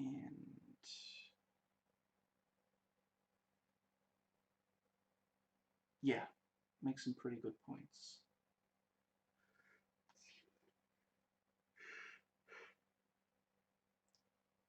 Okay.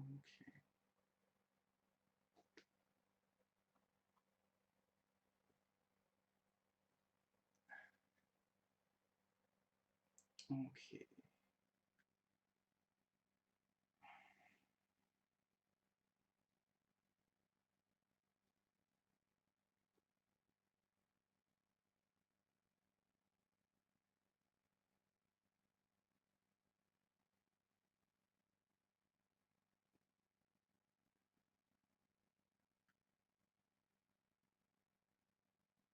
And let's see.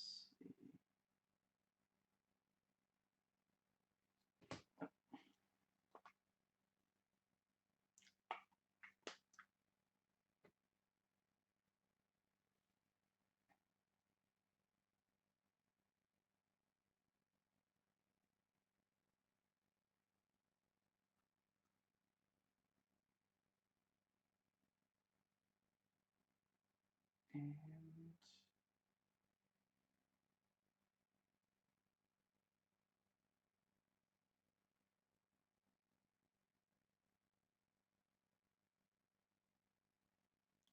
excuse me.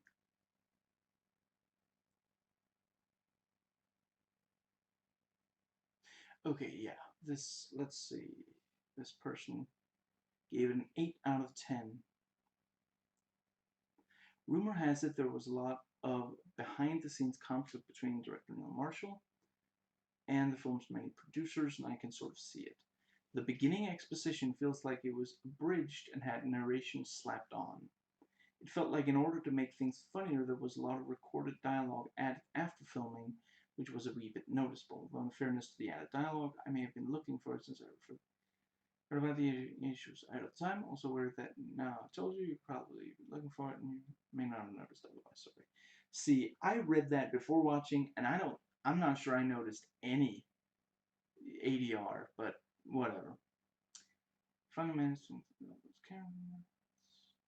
Let's see.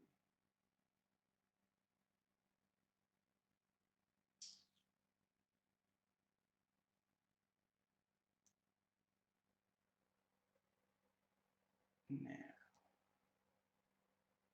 all these good things are in service of one of the most exposition-heavy screenplays I've ever seen, beating over the head with so much exposition and talking.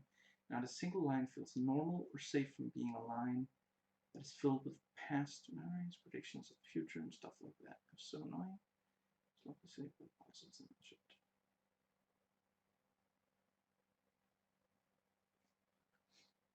Excuse me.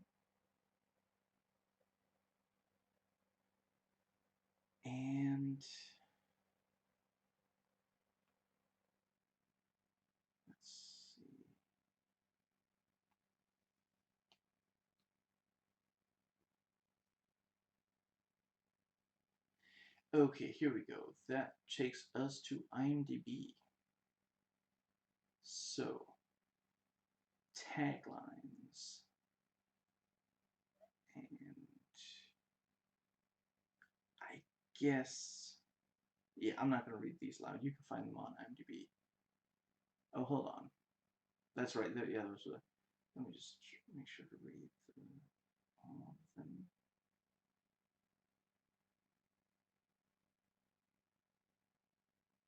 Yeah. Okay, so the user rating is 5.2 out of 10. 59,509 user votes. Let's see, 5% gave it a 10, 2.5, 9, 6.38, 13.97. Okay, so 21% gave it a 6, 19.8 gave it a 5. I can understand landing there. You know, when you take everything into account. Okay, so trivia.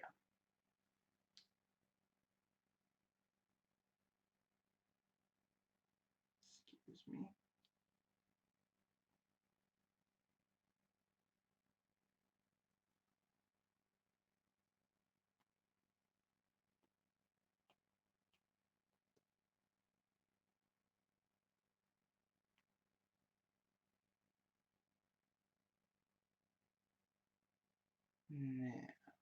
Yeah, the VF experts cite the Magnolia comics as a visual influence on the film's creatures and sought to avoid reference to the Guillermo del Toro films.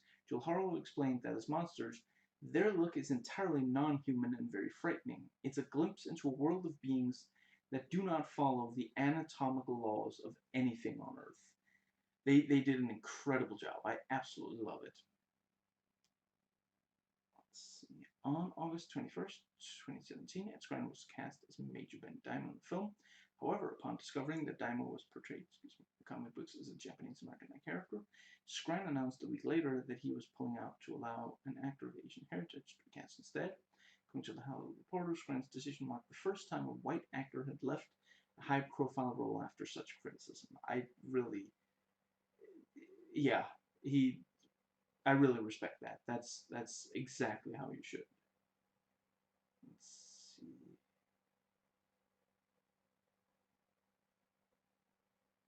And Mila Jovovich stated that despite the brutal reviews, she's optimistic that the film will eventually become a cult classic in the years to come. I think that's very likely. And sorry for the, I got a little bit of German accent there for a few seconds. Now,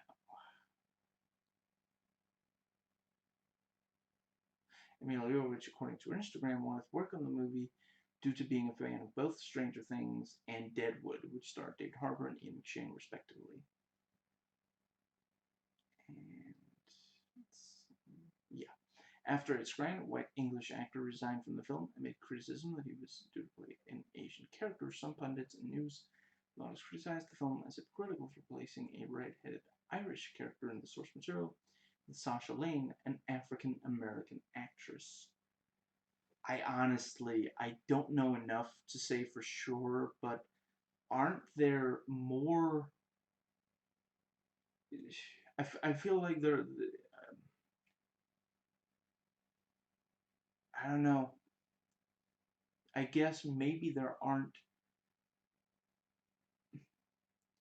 I can understand. Obviously, the Irish also should have, you know, positive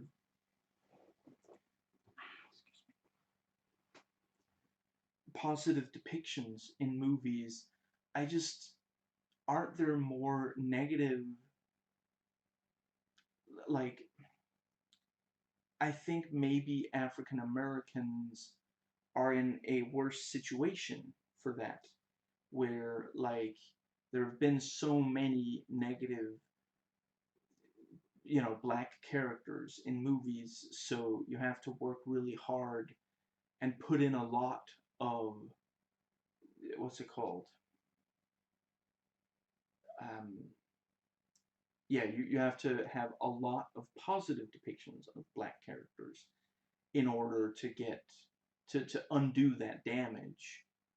I don't know about the Irish. I do understand the why it seems hypocritical. I'm just really not sure that it's as much. Anyway, Mike Mignola and Guillermo del Toro had a disagreement about the third film, which ended their friendship. That's too bad.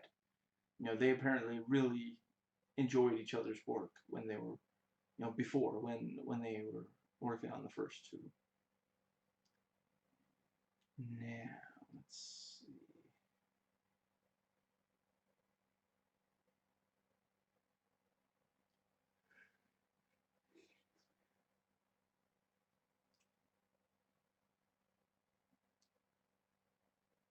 And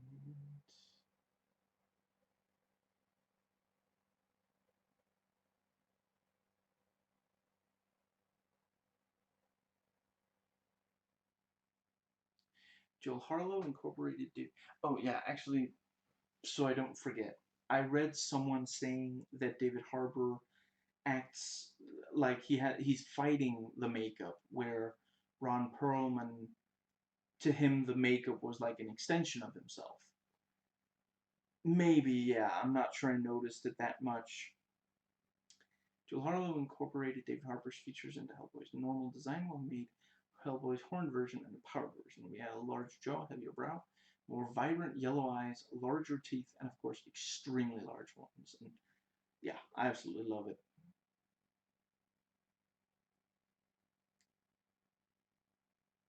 And Joel Harlow added scars to Hellboy's horns, feeling they made Hellboy feel gritty and appropriate for an R-rated portrayal. And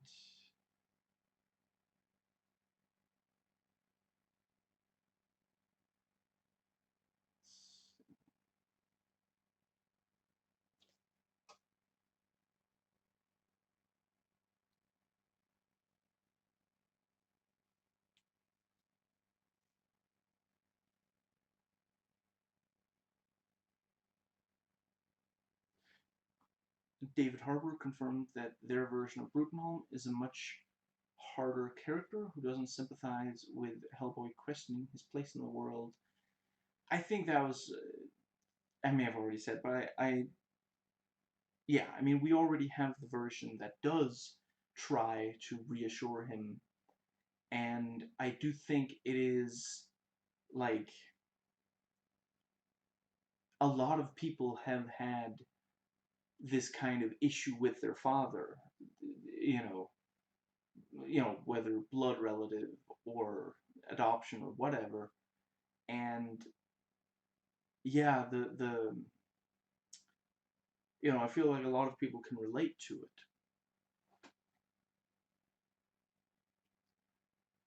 Now,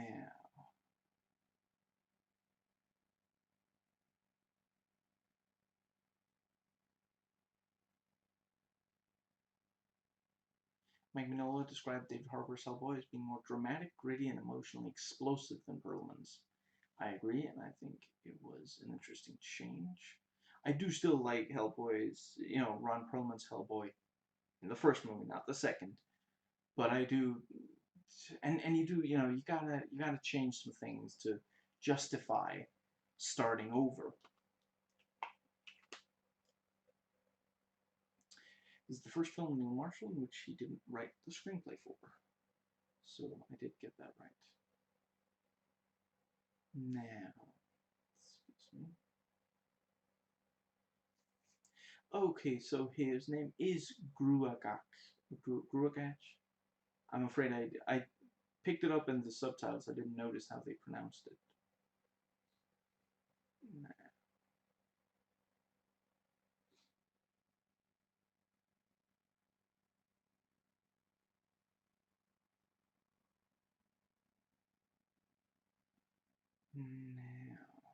oh, that's right. Mike Mignola did some rewriting of the script, along with Christopher Golden and Aaron.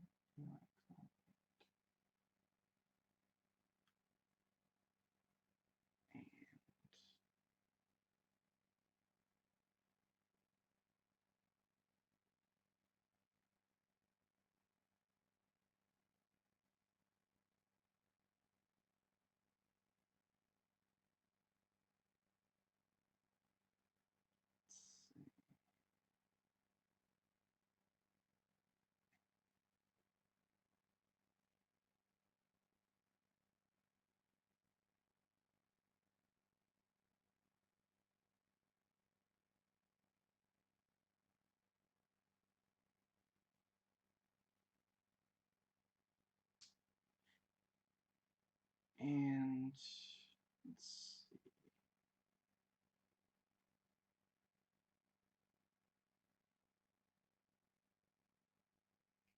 After Neil Marshall handed in his cut of the film, the producers took over. Michael Solinger said Marshall had never been promised final cut on the film.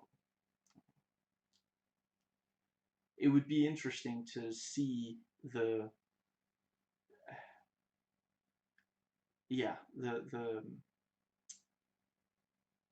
excuse me,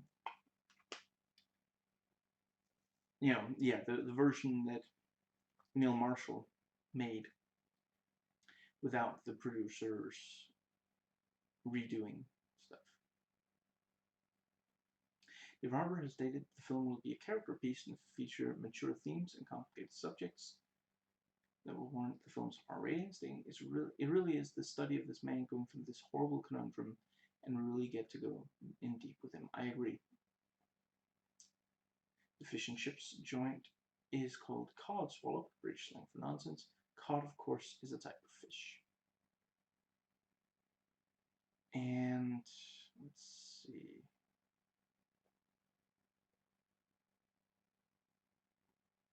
Right. Daniel Day Kim has since praised its Ryan for dropping out from the major Ben Diamond role, stating, "I applaud the producers, and in particular its Ryan for championing the notion that Asian characters should be played by Asian or Asian American actors." The two later met and became acquainted after Scran's exit, with Kim saying, "Thanks for the opportunity to get to know each other in person. Grateful to now call you friend." That is, I'm really glad, and I would love to see them do something together. I enjoyed both of them in stuff they've done separate from each other. Now, let's see. Yeah, due to the freedom of the film's R rating, Hellboy is shown using strong profanity. In the comics, the worst Hellboy would say in terms of profanity is "son of a bitch." Now,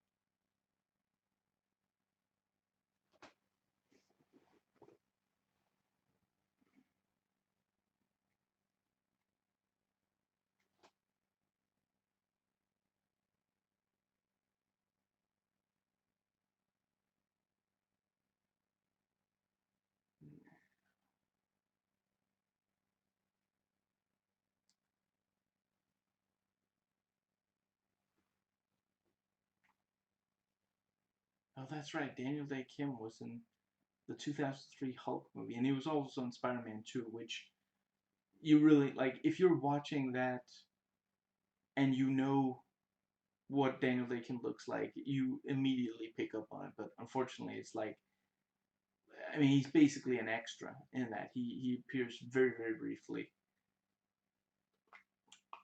Excuse me. Okay.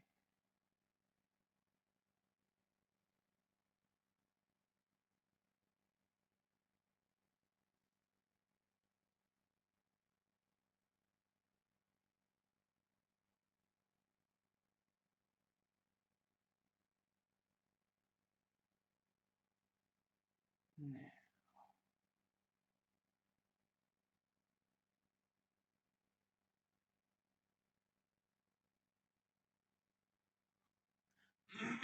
Excuse me.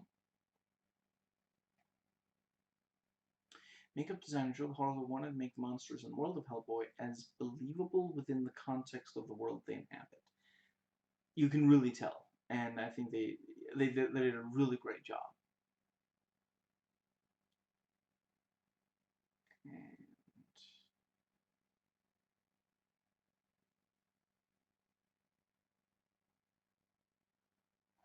see.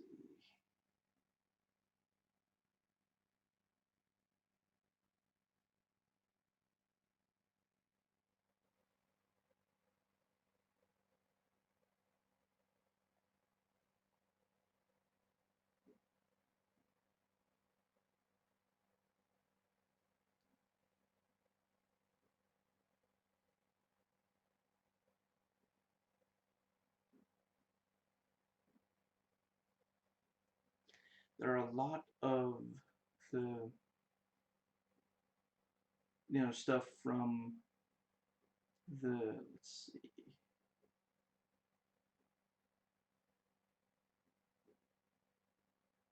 yeah, things where Neil Marshall apparently said something, and then the lawyer working for, yeah, I can't quite say, I guess one of the producers or something, disputing that and making it sound much more positive. Now, let's see.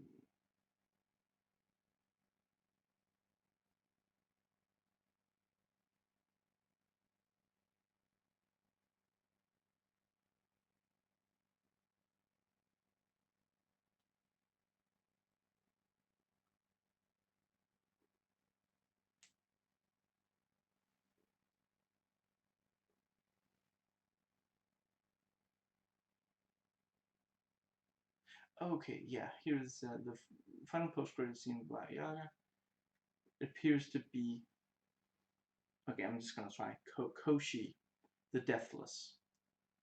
And, yeah, Baba Yaga, it's a huge hint that, grant him his greatest wish to die. And, so the comic book fans immediately knew, which, to be fair, that is a thing in a lot of these movies, comic book movies, the post-credit scene and mid-credit scenes, they're really there for the super fans. Everybody else just has to Google it when they get back from the theater, and that's fair. I'm glad they do it like that. Yeah, and this is in the original script. Abe Sapien played a much larger role in the film rather than having a cameo in the post-credit scene. I have to admit, I was perfectly happy to see that he wasn't much of the movie. He was a pretty major aspect of the first two, so we don't need to see more of him. And this movie has a different psychic character who has a different relationship with Hellboy. I didn't really miss him. Now, excuse me.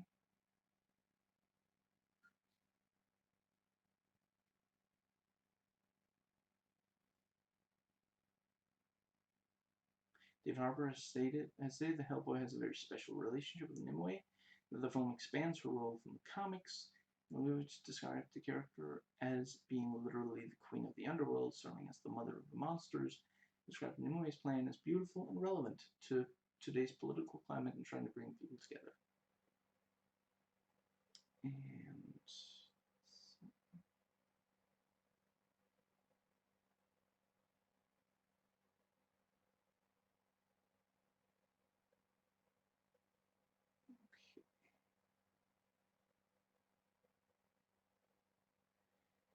and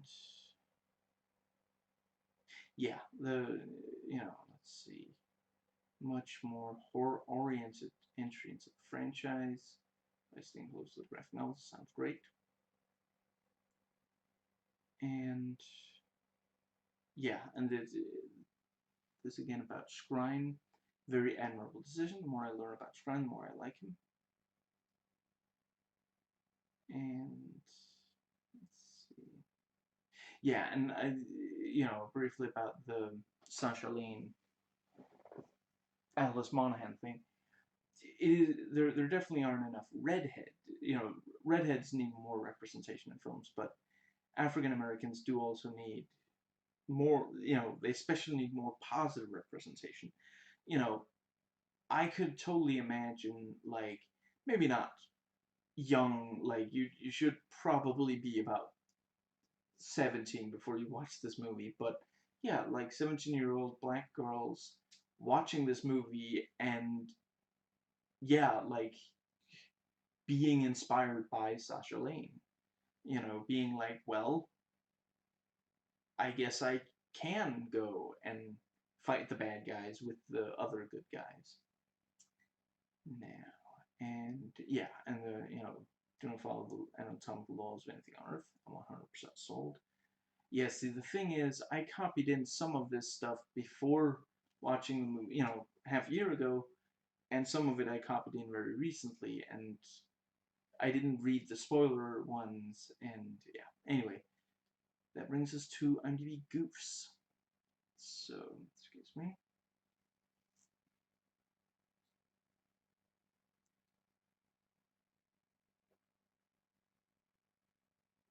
Yeah, the yeah, this is true. Let's see. Major Ben is using an M16 rifle, which the British Army does not use.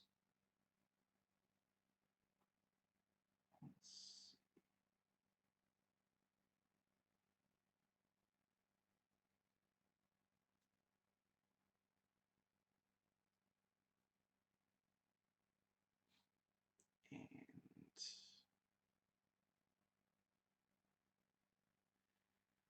let's see.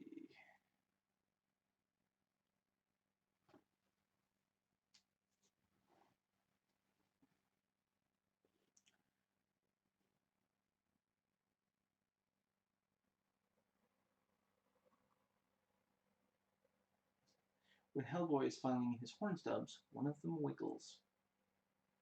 That does sound like a revealing, yeah. And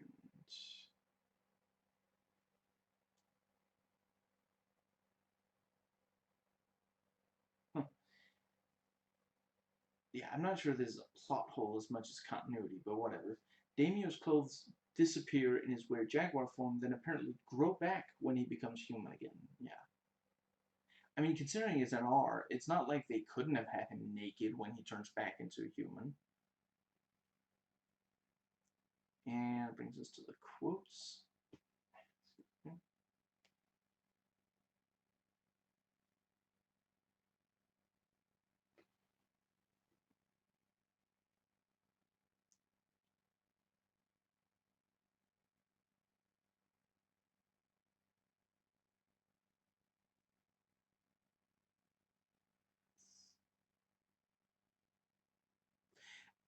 That line, great homework, I'm not sure that was in the movie. It was in the trailer, but not sure it was in the movie. Okay, page 162 of 203. Let's see.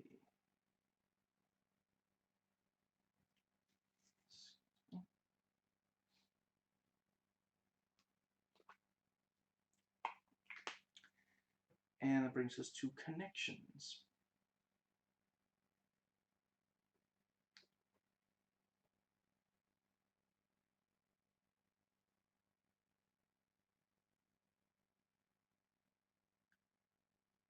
And I guess...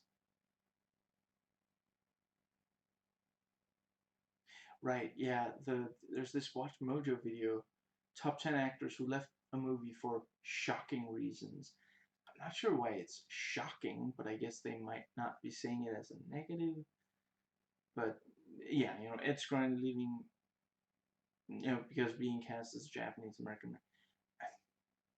I mean, it's unusual. We haven't really heard about it before. I guess. No, anyway. And yeah, and they did. Watch Mojo did a video. Excuse me. Top 10 upcoming superhero movies that might suck. And yes, they say it might suck, but this video was put out before the R-rated trailer, which is the awesome trailer. And yes, they have since made a video where they say it does suck. I watched it. I don't really have anything to say to what they say. I guess some of it may be accurate enough. Wasn't stuff that bothered me. And soundtrack fact. I gotta admit, I like this.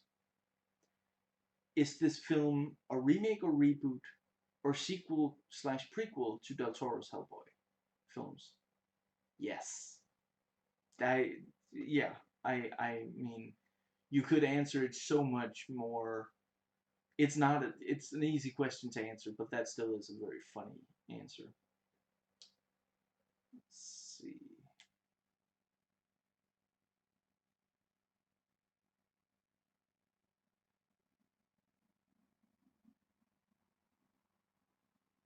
And then there are various ones about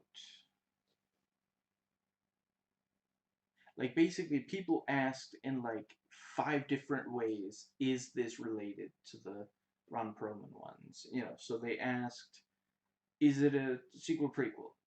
Will Seth MacFarlane reprise his role? Will Hellboy's children be in this? Will Ron Perlman be playing it?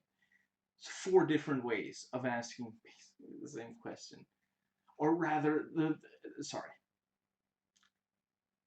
asking a question that has the same overall answer, I guess, is what I'm saying. Okay. Now, fair enough. They're, you know, it could be that the answer to some of them are different without. I guess what I'm saying is they might as well have made one that said, this is not connected to the Ron Perlman ones. Which means Ron Perlman won't be playing the role. We won't see Hellboy's children. Seth MacFarlane won't be in this. Just, you know, instead of separating them into... Anyway. Let's see.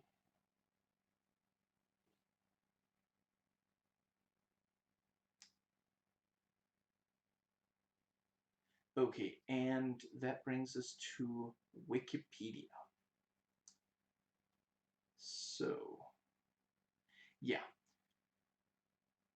I rewatched Hellboy the Golden Army on the 23rd. I would have rewatched the first one if I owned a copy. And I rewatched Centurion on the 23rd, and then also, you know, by myself. And then I rewatched it with my father, you know, 23rd, 24th, and 25th. You know, watching a third at a time. Now, let's see. Yeah, and I took some notes from Hellboy 2. You did a good thing out there. Then why don't I feel so good, Mr. Stark?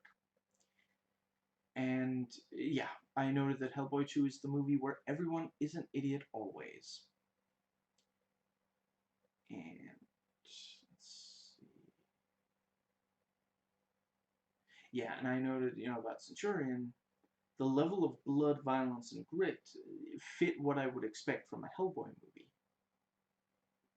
Now, I like Centurion probably more than I really should. It's a solid 7 out of 10, 4 out of 5 for me. I never really thought about it before, but I guess I really love chase movies. That's not an excuse or an apology, it's an explanation, but, you know, it's not something I feel bad about. But yeah, the movie keeps to a fast pace and has complex, compelling characters with moral grace to them, great action and gore, and yeah, really, you can really tell that Neil Marshall directed both that and this. I mean, don't get me wrong, Nimue isn't, excuse me, she's not, excuse me, there's not really any moral gray to her, but let's see, I guess, yeah, I would say Hellboy has some, you know, gray areas. But yeah, you know, watching Centurion, you do kind of feel like Neil Marshall got his 23andMe results back and realized he had some picked ancestry, and maybe especially was directly related to Attain. I will never get enough of seeing her step into frame. And so he was like, well, they must be badasses then. It's also basically guerrilla tactics, the movie, which just makes me so happy. And I haven't watched anything else he's directed. I know. But yeah, in these movies, and I hear in what else he's done, he uses the R rating well, and he's very capable of both action and horror genres. I'm not sure I'll ever watch Doomsday, but I probably will watch both Dog Soldiers and The Descent now. And I can see, despite the failure of this, Marshall does have work coming up still, according to IMDb, so that's good. I really hope this doesn't destroy his career, because it really isn't his fault. I feel like he gave the, excuse me, he made the movie that really should, like, what's the word? It's what's the word? I feel like he took the the approach that makes the most sense. Anyway, yeah, right. This is Wikipedia from before the movie came out. Premise: Hellboy and his closest allies battle an undead sorceress who has the intention of destroying the world. It doesn't have a plot synopsis. It didn't have a plot synopsis back then at all. Now, let's see. I mean, David Harbour, I don't watch Stranger Things, but I do think he does well in Kinsey, Brokeback Mountain, and I guess that might be what. Oh yeah, and End of Watch. Oh, he's so much fun in End of Watch. Van Houser. If you've watched this, if you like him and you've watched that movie but you can't quite place who he is, watch it again. He's so much fun in it. And he's in Suicide Squad, but he doesn't really have a lot. It's not a really big role. Excuse me. I saw someone put on IMDb on trivia, excuse me, back issues, that this was his first comic book movie. I guess they forgot that, or maybe they mean that this is the first time he's suited up, because Suicide Squad is very much a comic book movie. But yeah, he himself isn't in a suit or costume or anything. Excuse me.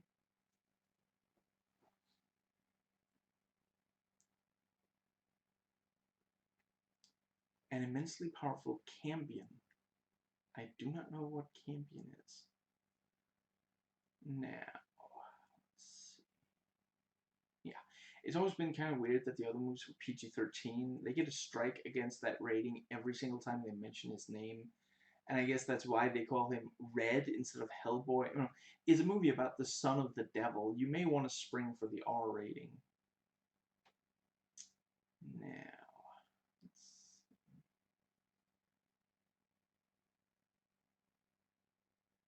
and I guess.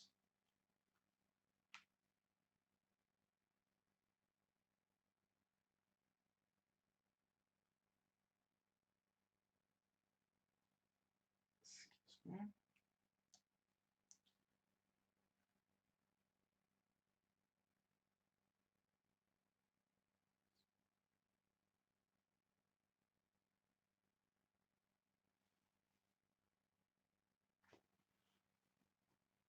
Okay, yeah, so this, now I go to the Wikipedia where, this is from very recently, not many days ago that I copied it in, so it has the plot synopsis and such.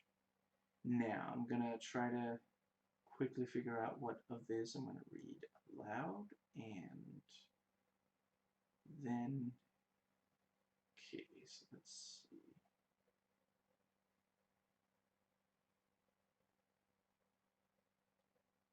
Oh yeah, there was one user review that said it wasn't quite clear what that one witch, Ganeda, was she got out of betraying the Blood Queen. She seemed to be in the same state in present day that she was when she betrayed her.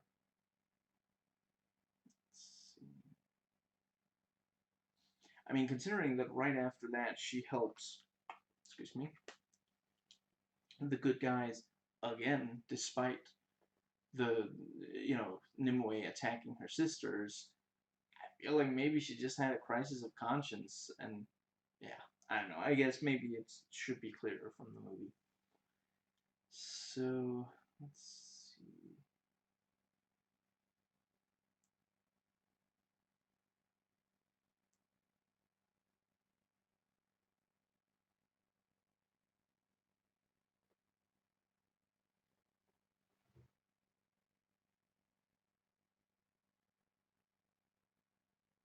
So,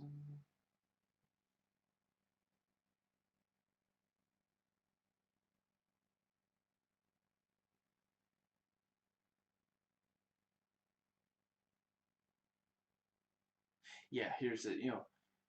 Gruagach hating Hellboy for taking his chance to be human. Yeah, so he really was going to keep, like, stay in that form. Yeah, man, that is a huge thing to lose.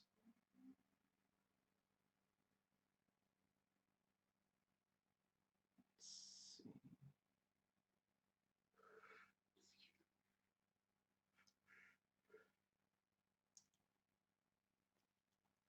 I quite like that in this movie the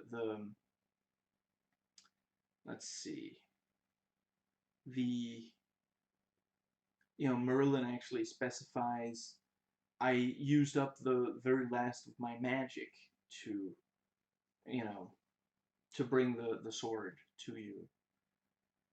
I guess I shouldn't say which other movie I'm thinking of where I felt like it was, or at least some people criticized it for being too vague or something like that. Okay.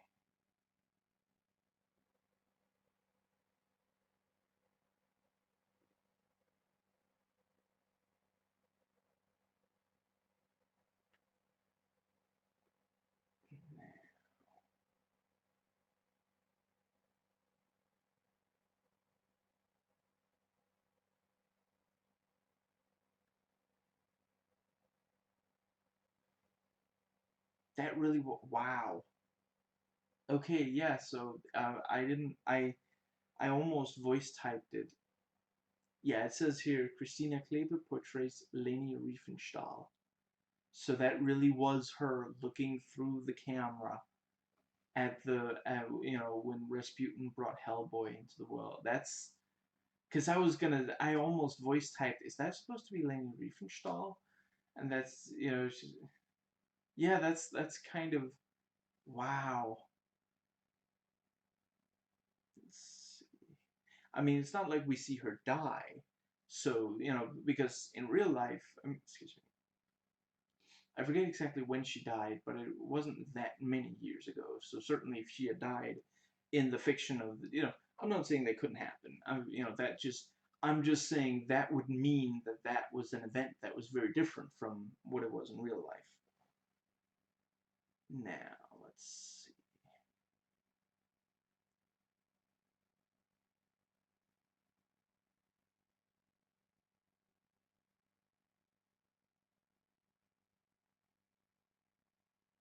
Oh,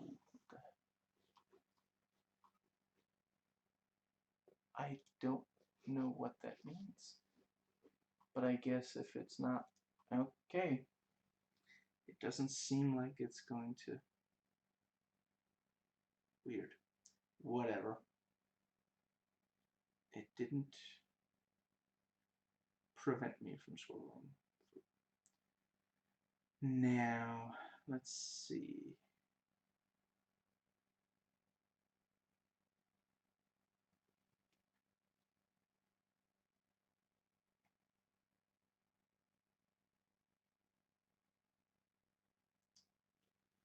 Okay, so here's the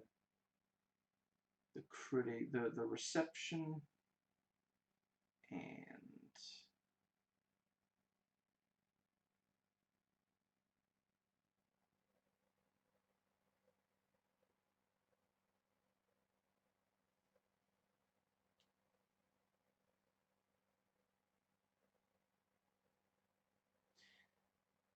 yeah, and Katie Reif praised Jovovich for giving the most committed and therefore the best performance in the film. I agree. She does so well. I'm not saying she's never done a bad job. I'm not saying she's never made wrong choices acting wise, but it really does, like, anyway.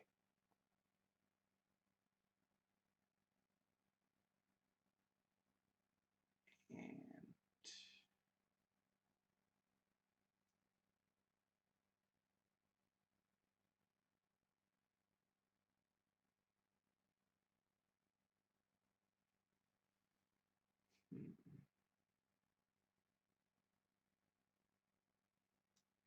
the film's alarmingly bad English accents. I'm not sure I would. Yeah, whatever.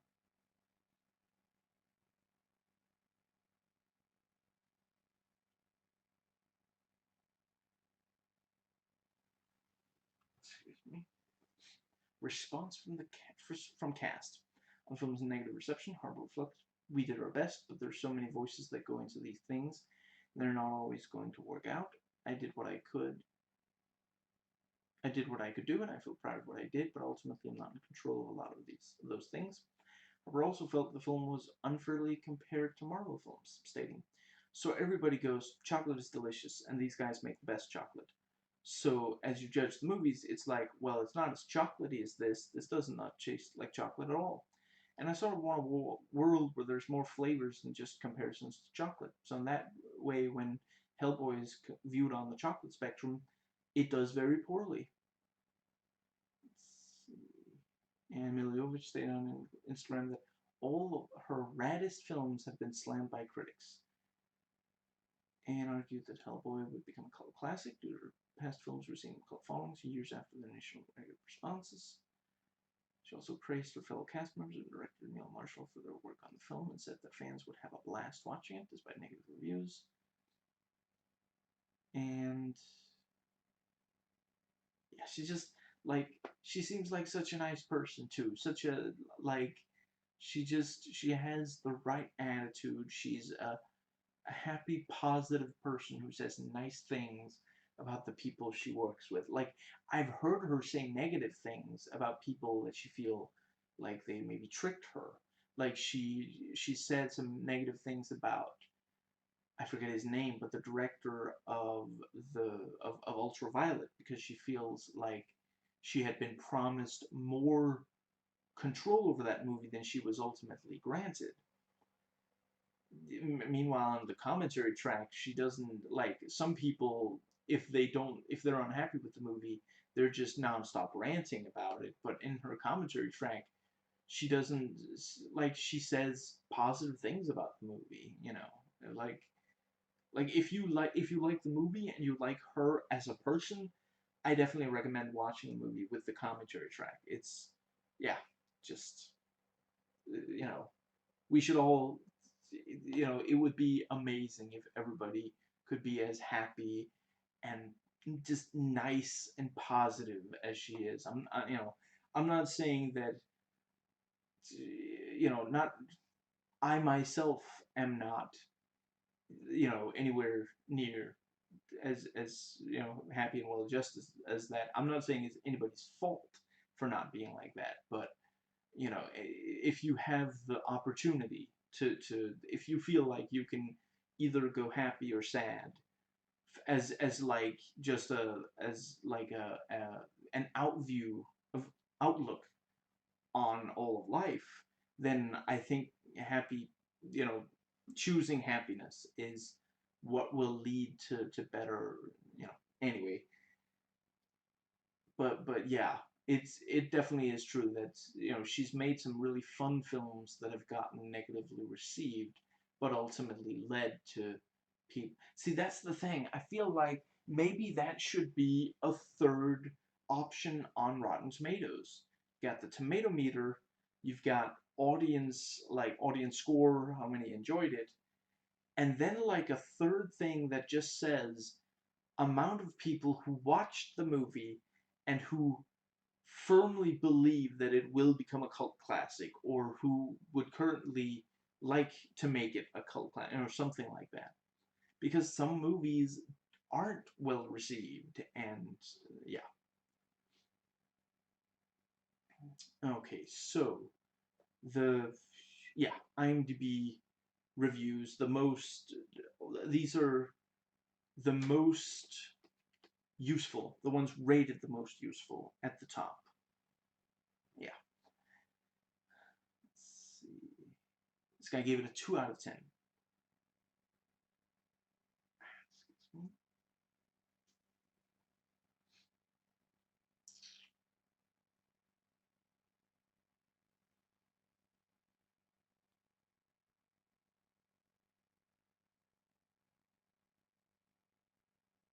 And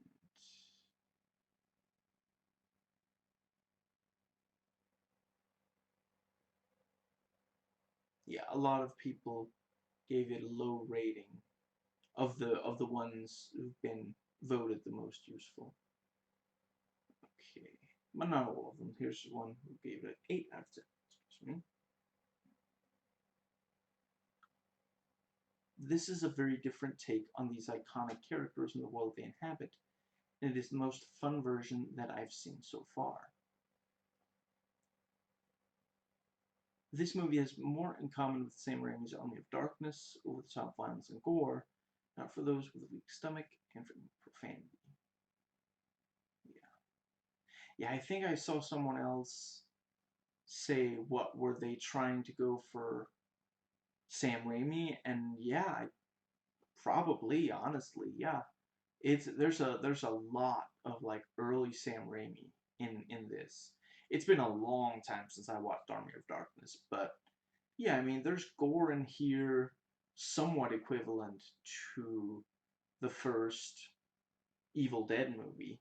You know, yeah, honestly, I could totally imagine that Neil Marshall is a fan of early Sam Raimi. Let's be honest, late Sam Raimi was a bit of a mixed bag.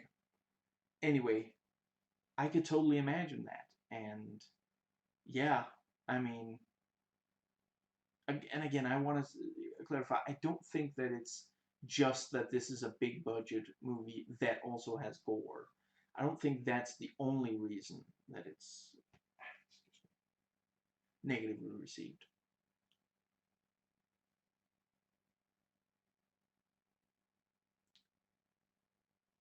And here we have a guy. Yeah, never mind.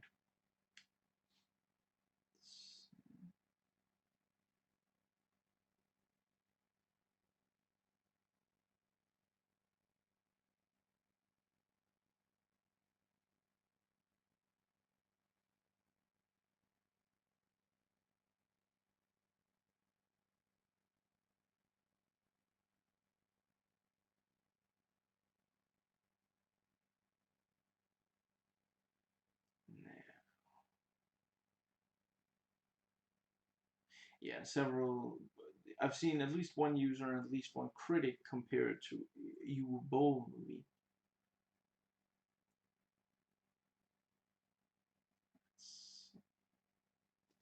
Okay, so this guy gave it a 7 out of 10.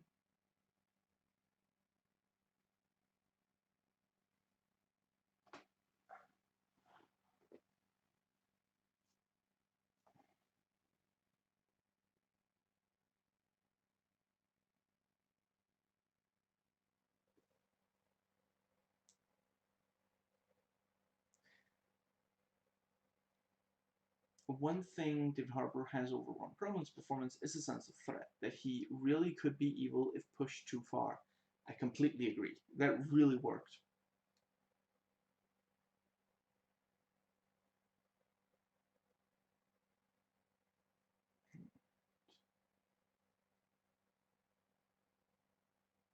It's going to give it a 4 out of 10.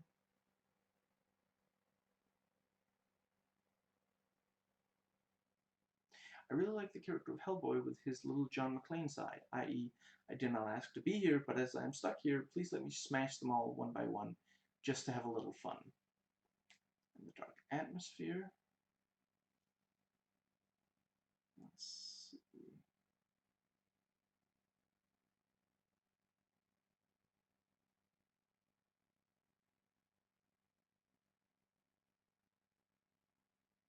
Excuse me.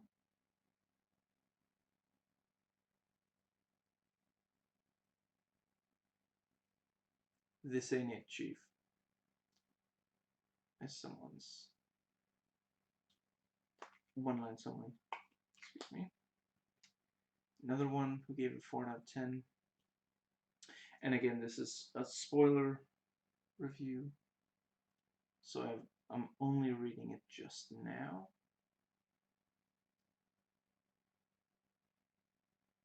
Hands down my favorite comic book character ever written, unlikely to change. The Hellboy in Mexico story was spot on, well done. Damien and McGuire were both fairly accurate. And Baba Yaga's chicken leg house was just about perfect. They nailed the Osiris Club and the Wild Hunt, which got a huge smile from me. But the rest of it he doesn't like, it seems.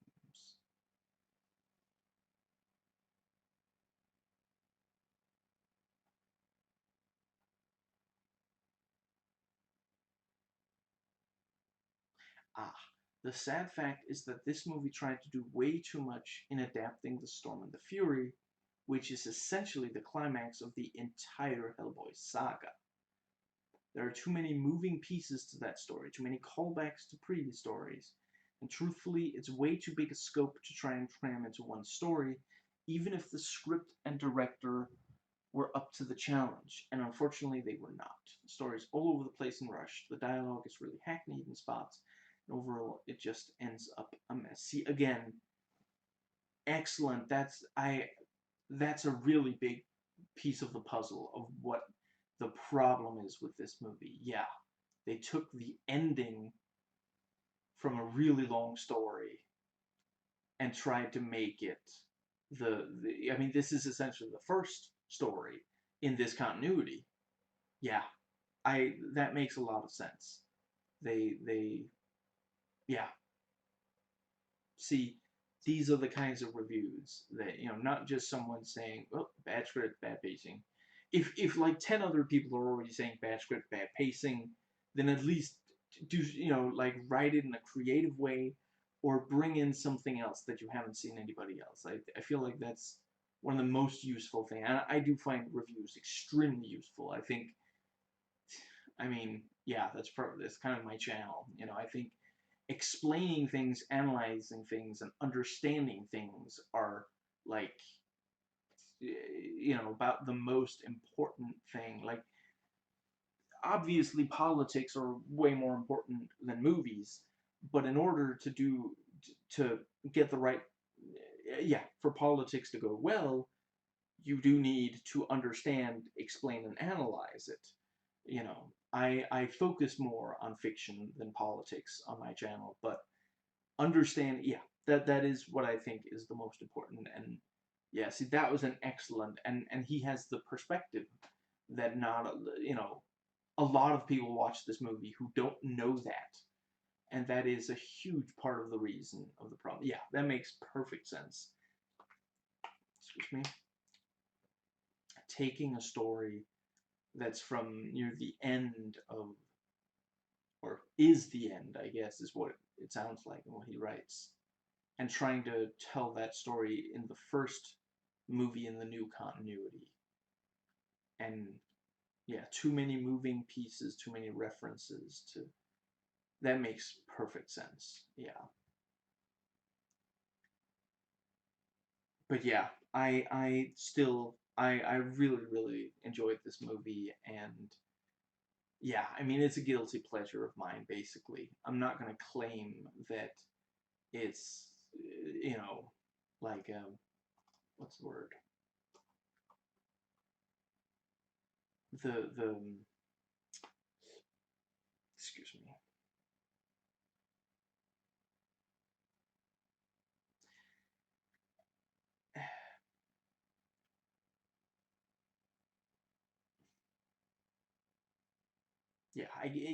I've said everything I wanted to say, and it's also getting to be, yeah. So, just briefly in closing, I really hope we get more really good Hellboy movies, and I gotta say, if they make another movie in the Perlman continuity, I really hope. I'm sorry, but the idea of like children, it becomes a sitcom. They're, in, yeah, they're out there fighting evil, but then they go home and they gotta take care of little babies, and you just know they're gonna do some kind of stupid, lame thing where they partially look human, but then also partially look more like Hellboy than normal humans do, and it's gonna be some kind of just, ugh. You know, I'm one of the lucky ones who still haven't watched Shrek 3. I am intending to. I'm intending to make videos on the first three movies, and yeah, so I will be watching the third one, but I can I've heard that it's a terrible movie, and part of it is all the stupid stuff that arises from the children. I don't mind stories that have children and parents. I just don't think it's necessarily a good idea to do that with characters who are otherwise known for going on adventures. You know, I feel like, excuse me, yeah, I really don't understand why. Like, seriously, when watching Hellboy 2, it really feels like Del Toro just feels completely bulletproof. Like, nothing I can do will mean that people respond negatively to this movie. I can put in the worst, just like I can put in music that will drive people crazy. I can put in, yeah, I'm not gonna talk. I made a video dedicated to tearing apart all the stupid stuff in that movie, including stuff I had to spoil. So I'm not gonna go more into it here. I'm just saying, it feels like he doesn't he's not worried about, he's not, like, it's that thing of, like, he's no longer hungry. He's no longer worried about losing the fight kind of thing, you know. Now, yeah, if they do make another one, I love Ron Perlman in that role. I'll watch it, but I'll be very worried if they don't retcon away the yeah. And we probably won't get a sequel to this because it lost money. And yeah, I mean, I think there are ways to do. I'm sure they'll, maybe they'll find like a middle ground between these two versions, in the hopes that that will do really well. Or, I mean, what I just really hope that they don't. I don't want them to make it lighter than Del Toro did. I think that it's either that or darker than that, because there's darkness in his movies, and I think if you remove very much of that darkness, it would no longer feel like Hellboy. Yeah. So let's see. I I guess that's basically it. Yeah, I was not let down. I was not disappointed. I had to wait a while to get to watch this movie. Well, like 8 months, I guess, 8.5 months. And before that, I mean, I was interested in this from when I first heard that they were making a new Hellboy. And like I said, the first trailer didn't really work for me, but the second one, or yeah, not the first one, but the one that I talked about earlier in the video, that one really worked. And ever since then, I was excited to watch it, and now I got to, and I'm really glad I did.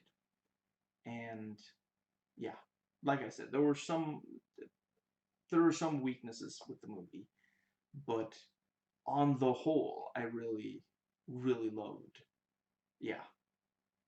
So I hope you enjoyed watching, as I enjoyed watching and recording, and I'll catch you next time.